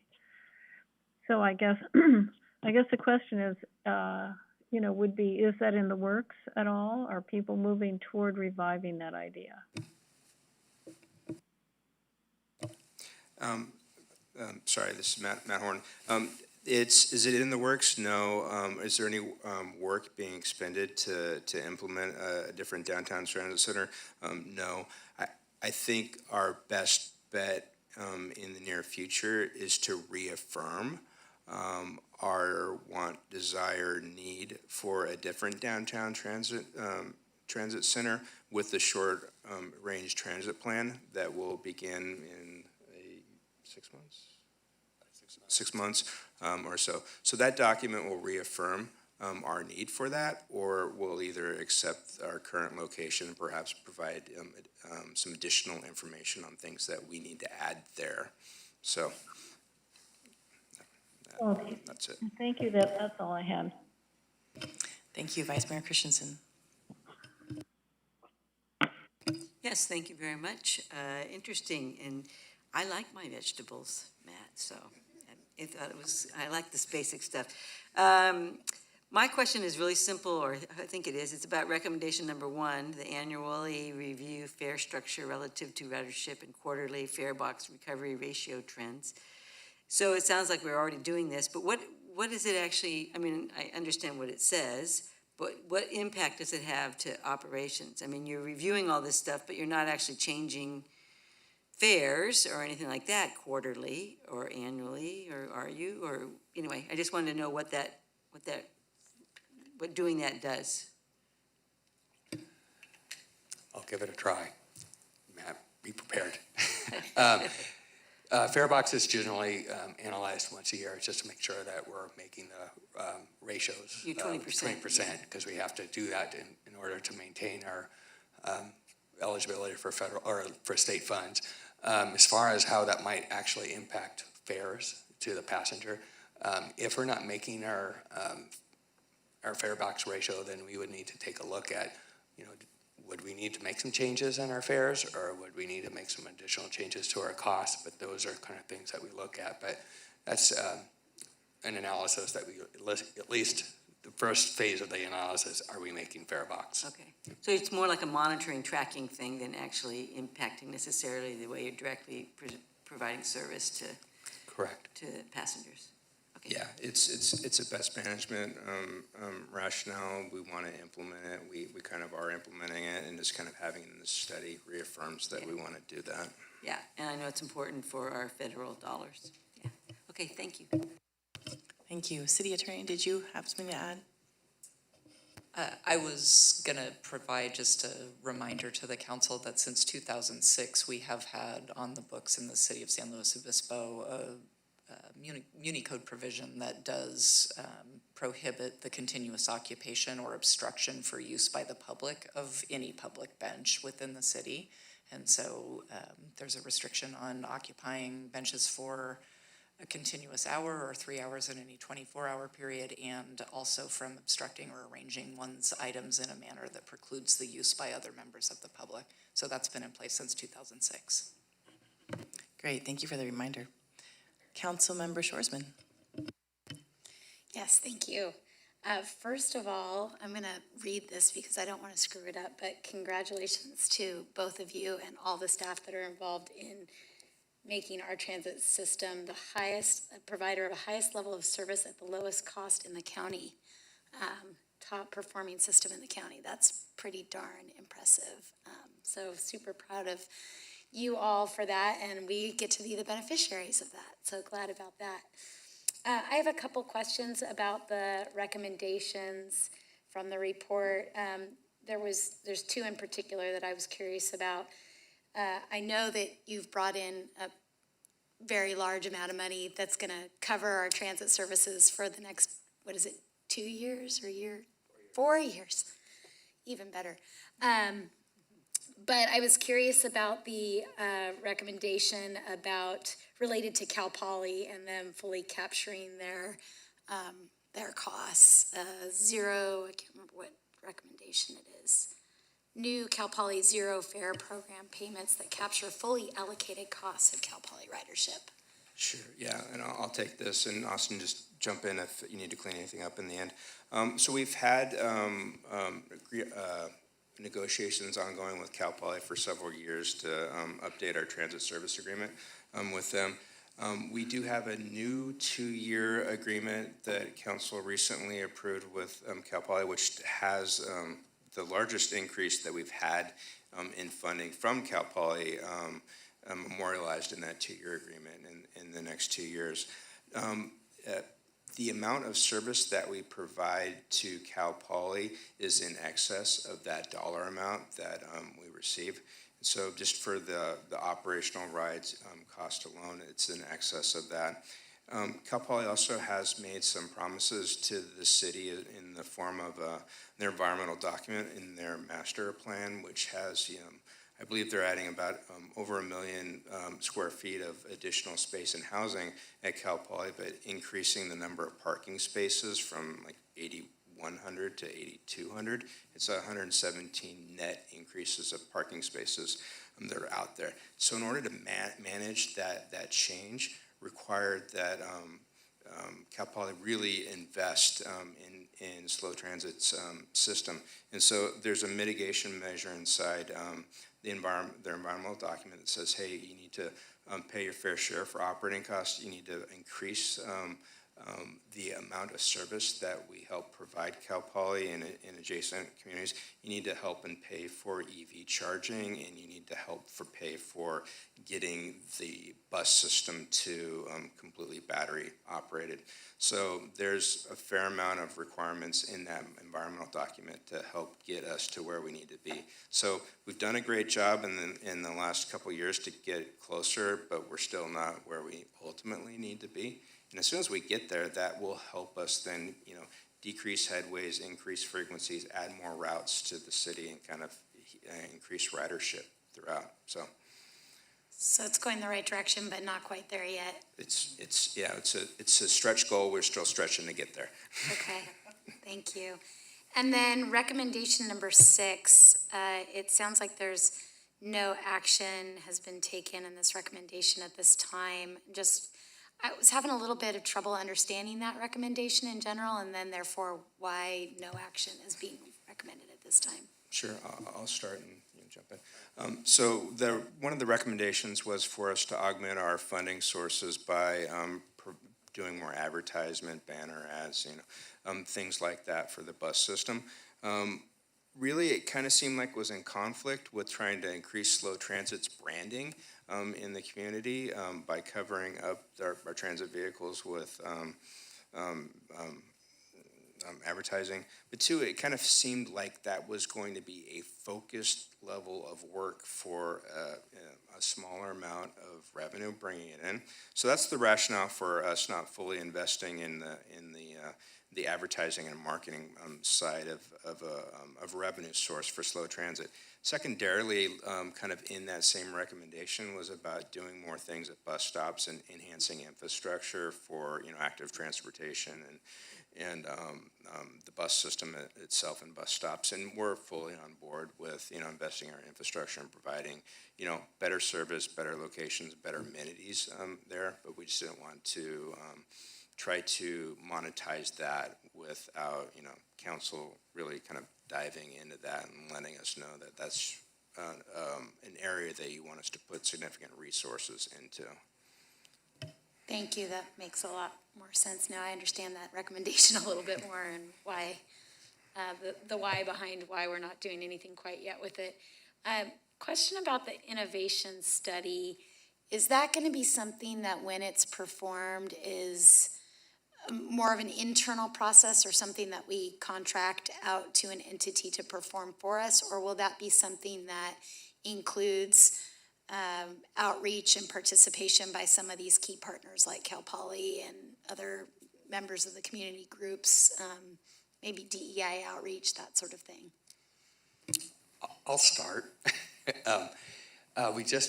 We are going out to RFP proposals for services, so it'll be a contractor, a consultant performing the work, and we did receive 3 proposals. It was really good. We just received them on Friday.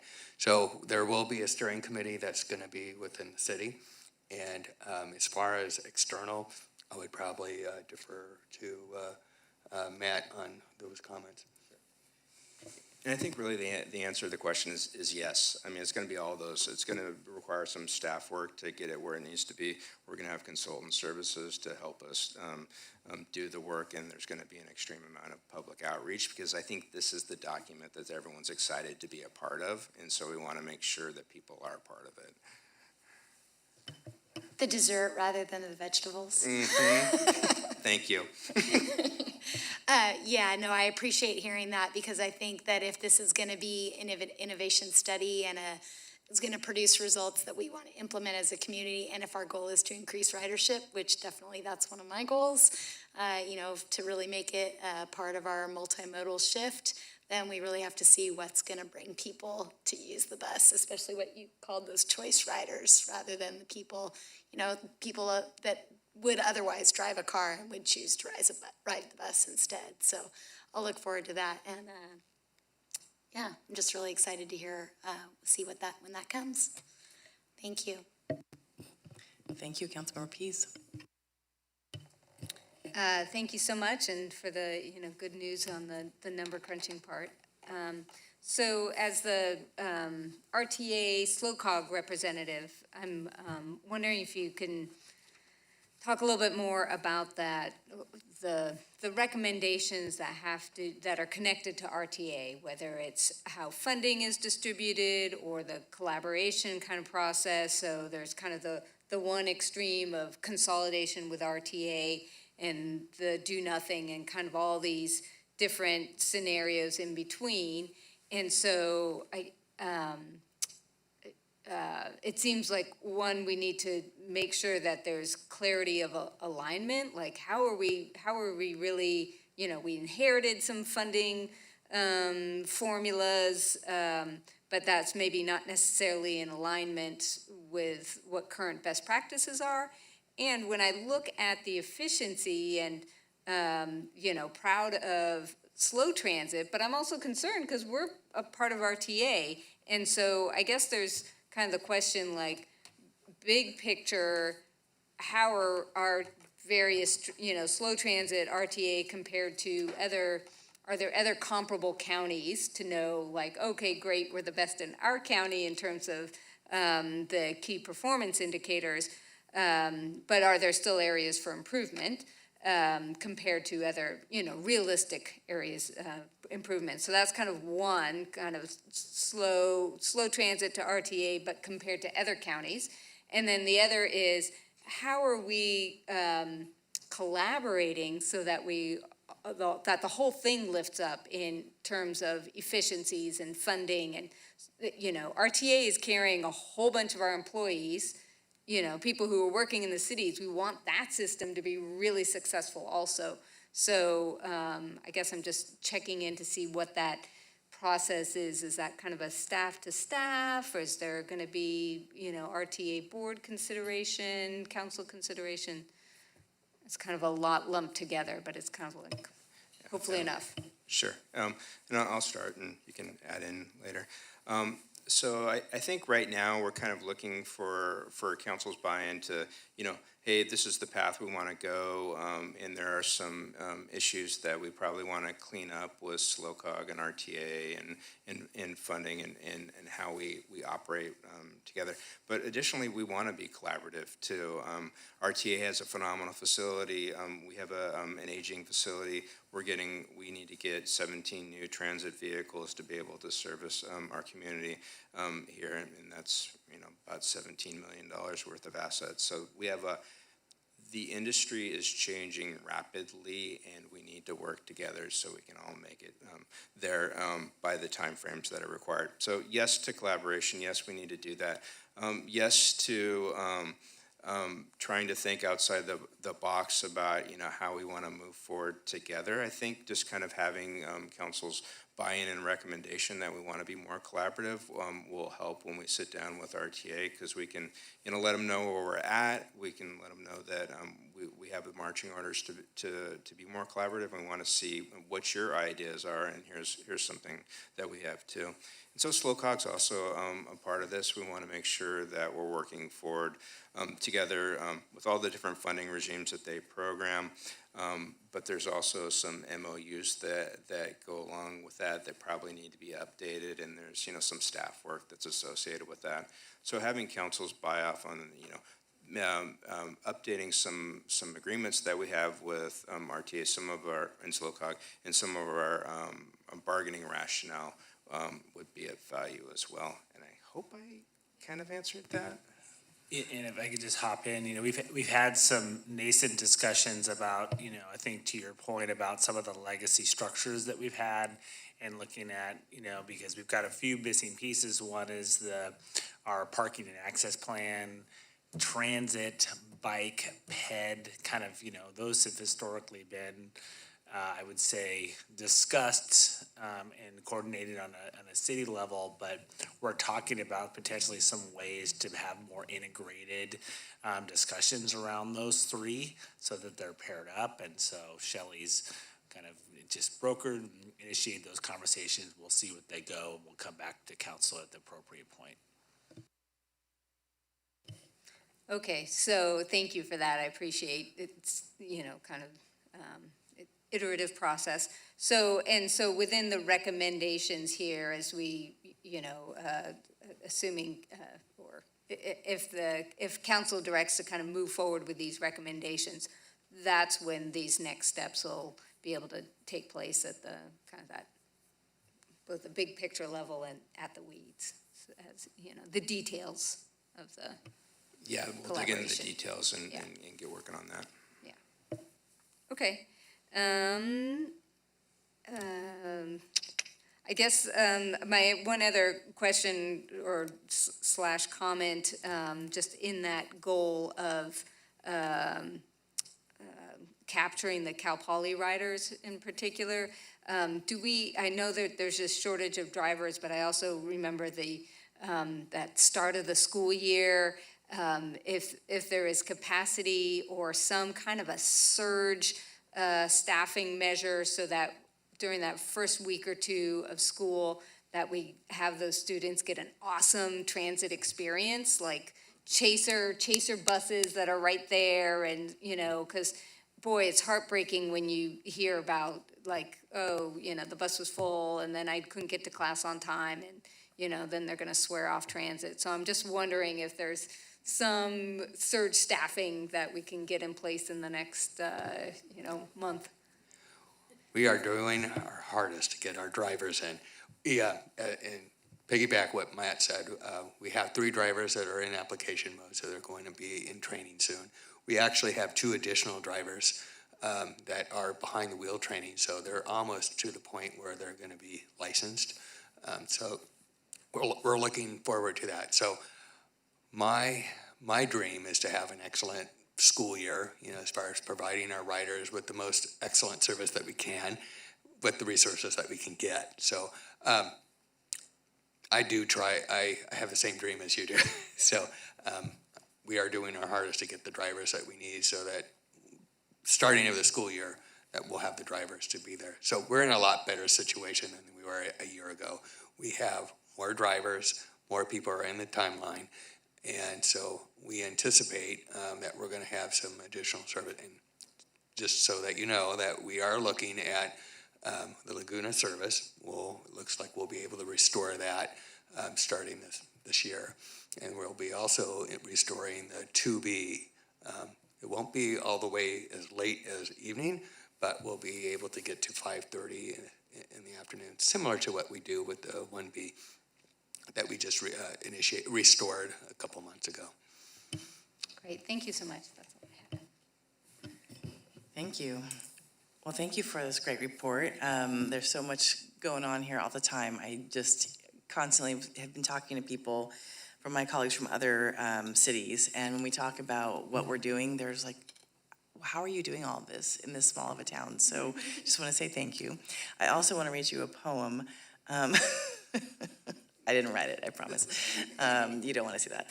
But no, truly, this person writes poems and stories to us all the time, but just because it's very much for you, I just want to make sure I share it. Slow transit has served me with flying colors for many, many years. The drivers are most kind and take good care of us. They support our community best. Thank you for all that you do. And I know that you got that, Austin, already, but I just thought it would be nice to hear in public because often we hear a lot of complaints, so it's nice to hear the good stuff. The only question I have that my colleagues have not already asked, so I will not repeat all of their questions, is there was something in here about the administering of the grants. It's on page 376, and it sounds like, as talking to you today, this is Austin maybe, but says there's a need for staff to focus on the continued administration and reporting on the transit grants. Is this an additional long-term employee or a contracted shorter-term employee? Well, not to put you on the spot, Austin. No, I'm No, sorry. it's okay. What we are doing right now is we have some vacancies in our mobility areas. That's parking and transit. And so we have some vacancies, and we're trying to align a structure that allows for excellent parking services, excellent transit services, and provides the additional bandwidth that we need for grants management and kind of like that third party out of the operational area. So we hear the recommendation, we think it's valid, and we're trying to figure out a way to make that work within our current full-time equivalent employee limit that we have. Got it, thank you. So reorganizing efficiencies with money and not asking for additional money, but making us able to manage all the awesome extra money you have all brought in. So, got it, thank you very much. Okay, well, that's the only other question I had. We do have a public comment. Molly Kern? And any other comments after that? Okay, thank you. Hello, Mayor Stewart and council members. Molly Kern speaking to you on behalf of the SLO Chamber of Commerce. I'm really here tonight to be a cheerleader for transit.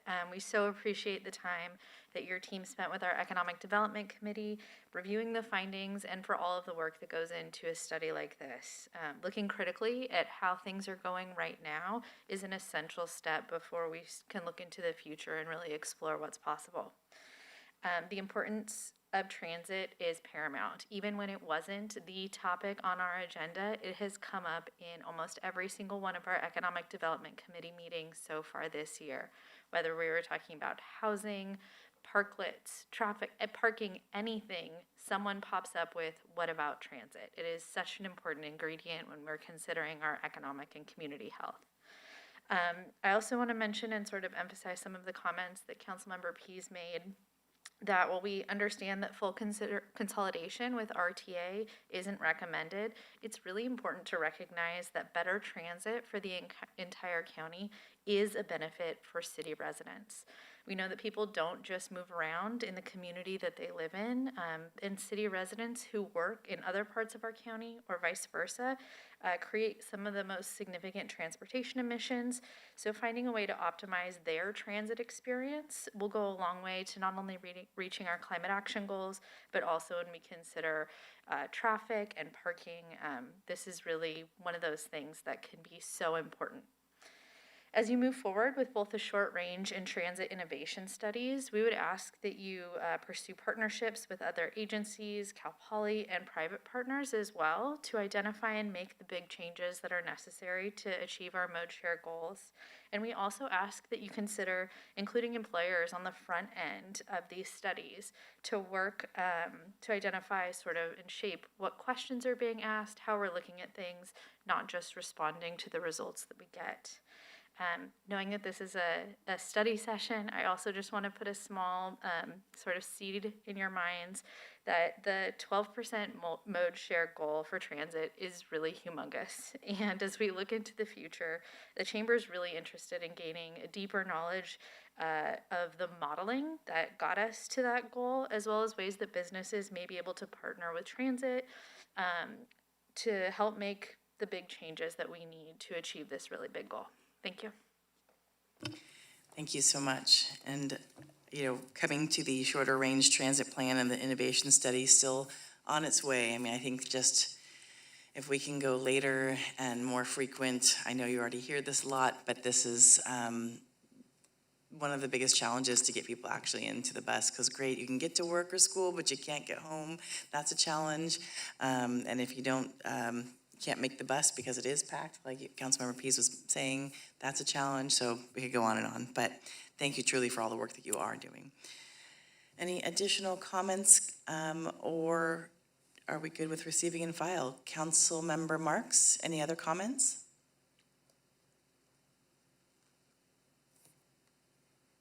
San Luis Branch, and we were surprised, my husband and I were surprised to receive a month bus pass, as well as $100 gift card for bicycle shop.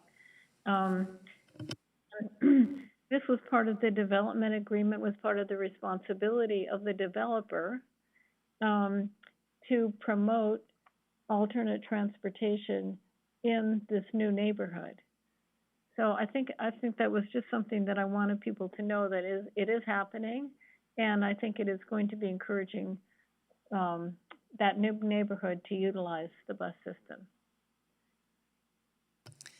Thank you, Councilmember Marks. That's great to see that it's really happening. Yeah, it's really happening. Councilmember Pease. Thank you, and as a study session, I know kind of looking for council direction, I think there's a lot of consensus on what's in here in terms of recommendations. I do agree with recommendations to defer on number 6 for the advertising in that piece. I think that's a good strategic call. And then, as emphasized by our chamber representative, just the overall support of transit within the community, and then the importance of that regional coordination as well, which we're also seeing in the recommendations 5 and 7 to keep that communication open. So good with all that. Thank you. Thank you, and continuing that same concept, of course, number 2, trying to get so that Cal Poly pays their fair share is, I think, really important. And I know we've made some strides, so thank you for all that were involved in those negotiations. And I also agree, definitely putting off marketing makes logical sense. So thank you for all of the recommendations and where you're at. I'm definitely in agreement. Councilmember Schwarzman. Yes, thank you. Agree now with all the clarifications in the recommendations and appreciate the additions of Councilmember Pease around collaboration. Also appreciate the public comment received about including businesses. I think that's kind of where I was going along with, trying to encourage that collaboration on the innovation study so that we can hear all the voices and get the best information that we can to be creative with our next steps. So looking forward to seeing the next step. And I will say, adding along to that real quickly, the businesses, don't forget about the Human Resources Association, because they are the HR people who hear the concerns and interests in transportation for many, many businesses in the area. So, all right, is there anything else you need from us? No, I have everything I need. Thank you Okay. very much. I appreciate your time. Great, thank you. We appreciate yours. All right, last and final is liaison reports. I just want to share that I was lucky enough to be on the County Healthcare Advisory Committee reviewing all of the ARPA grants for the county. We were able to agree to give away $5.295 million, and that was for healthcare access, food, insecurity, of course, access to COVID and helping the underserved and marginalized communities, and mental health and substance abuse. So really exciting to see that money actually getting provided out. It was going to be for 12 grants originally. We got 14 grants out of it, and hopefully it will continue smoothly. Councilmember Schwarzman. Yeah, just for liaison reports, I just wanted to commend staff. Of course, none of them are here, at least not directly, the Parks and Rec staff and all the other departments that worked on the climate party this last weekend. I think it was an incredible success. I saw lots of people out there, saw Councilmember Pease out there, and I know some of my other colleagues were there at different times of the day, and just that was a great location because of the way that so many community members walk through there either with their dogs or with their families, or it's just a really good pass-through location. So I think that brought a lot of people that may not have known that it was going to be happening there anyway. So great event, was happy to be there. And the other comment that I want to make, the Slow Climate Coalition, which I'm the liaison to, has been taking a little hiatus over the summer. So they haven't had any meetings recently. I believe they have their next general meeting in September on the 15th. So I'll be looking forward to getting back to that. And then more of a sort of public service announcement than a liaison report, but we have several, I don't even know how many, advisory body openings right now, midterm. So if any community members are out there watching right now and are thinking about getting involved, please look at our advisory council or advisory body openings because there's kind of something for everybody and there's openings all the time. So I'll leave it there. Thank you. Councilmember Pease. Thank you. I wanted, speaking of organizations being on hiatus, the Latino Outreach Council has used to have monthly meetings, and they've been on hiatus during all of COVID. But they're starting up again, so I just wanted folks to be aware. They're going to be second Thursdays, and so the next at 11 a.m. at the Government Center, and so the next one will be September 8th. And if you have any questions, you can let me know. Open to the public. Thank you. Councilmember Marks, do you have any liaison reports? Yes, I do. wanted to let people know that the Integrated Waste Management Authority is cruising ahead. They are working on improving their community outreach, and one of the ways they did that was to have a booth at the Climate Party in Sensheimer Park on the 13th, and it was a rousing success. It was just fantastic. It was wonderful seeing all of the people and families out there learning about the environment, learning about how to combat climate change. It was really a joyful experience. Also, the IWMA is still meeting via Zoom, and we're taking on beefing up the corporate electronic waste program, as well as looking at the building right across the street from City Hall has got some foundation problems. So we're starting to look at whether we need to repair that building, or it is owned by IWMA, or possibly sell it and move to another location. So things are going well. I also wanted to mention that I worked with the League of Women Voters to bring retired Judge LaDoris Cordell here to San Luis Obispo to celebrate the 60th anniversary of the local chapter.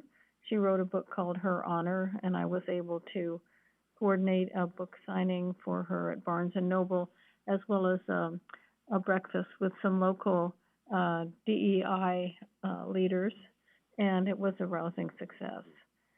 So that's all I have now for liaison reports. I did want to just mention that we've got a certain amount of public comment about banning gas-powered leaf blowers.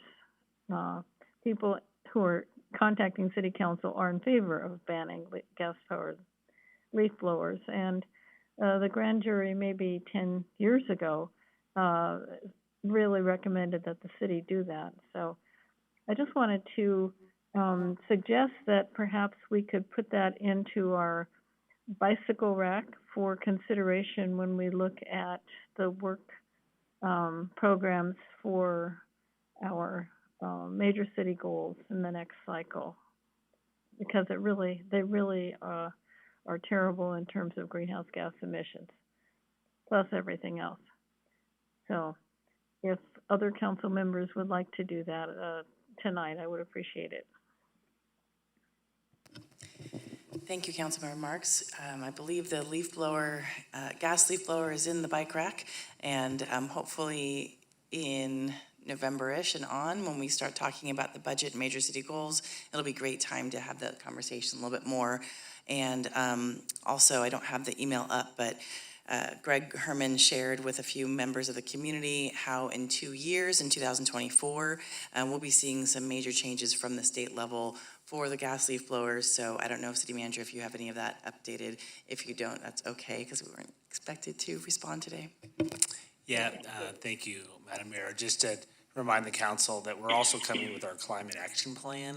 So we do the update just prior to the major city goal process. So we'll be coming in January of 2023. You'll see a series of strategic conversations on kind of priorities of the council, so that we're refreshing kind of ideas before we go into the work program, so that we're having conversations about DEI, homelessness, housing, all of those topics that are near and dear to everyone. You'll have an opportunity to seed those with new tasks, and then we can then consider those as part of the major city goal work program. Thank you. Councilmember Shorsman? Yeah, just on the gas-powered leaf blowers, I remember us talking about this before, and I think that City Manager Johnson, you and I have had some conversations too about possibly talking with Central Coast Community Energy about putting that on their radar as maybe an incentive program for them to consider in the future. And I talked to the gentleman at their booth at the Climate Party, planting that bug as well for future consideration. So I don't know if you want to comment on that. Thank you, Councilmember Schwarzman. You know, we have the opportunity, both Councilmember Marks and myself, as we serve on the Policy Executive and Operations Board, to have some of those conversations. We were just going through some of our accomplishments with some of our program dollars. And so looking ahead and trying to align those program dollars with what's coming from the state and also coming from the climate bill that was just passed and signed by President Biden, I think yesterday. There's a lot of, I think, recalibration that we need to do to make sure we're not duplicating other funding sources and where we're filling in the gaps. So some of those conversations will be forthcoming over the next year as we kind of adopt our budget and then develop the programs.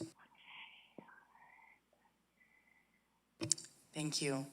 Lastly, just want to let y'all know that we have the mayor's meeting for the county this coming Friday, and San Luis Obispo, we are the host. And we will be bringing someone from CFMA who was talking about funding for low-income and missing middle, I say in air quotes, housing. So I think that could be a really interesting conversation. And of course, we will be talking a little bit about Diablo, because how can we not? And lastly, I didn't mention earlier, we had the Investment Oversight Committee meeting on Thursday, and our environmental, social governance funds are doing well, so as well as can be in this time period. So with all of that, I'm going to adjourn our meeting, and we will see everyone here September 6th at 5:30. Thanks, everyone. Thank you. Good night, everyone.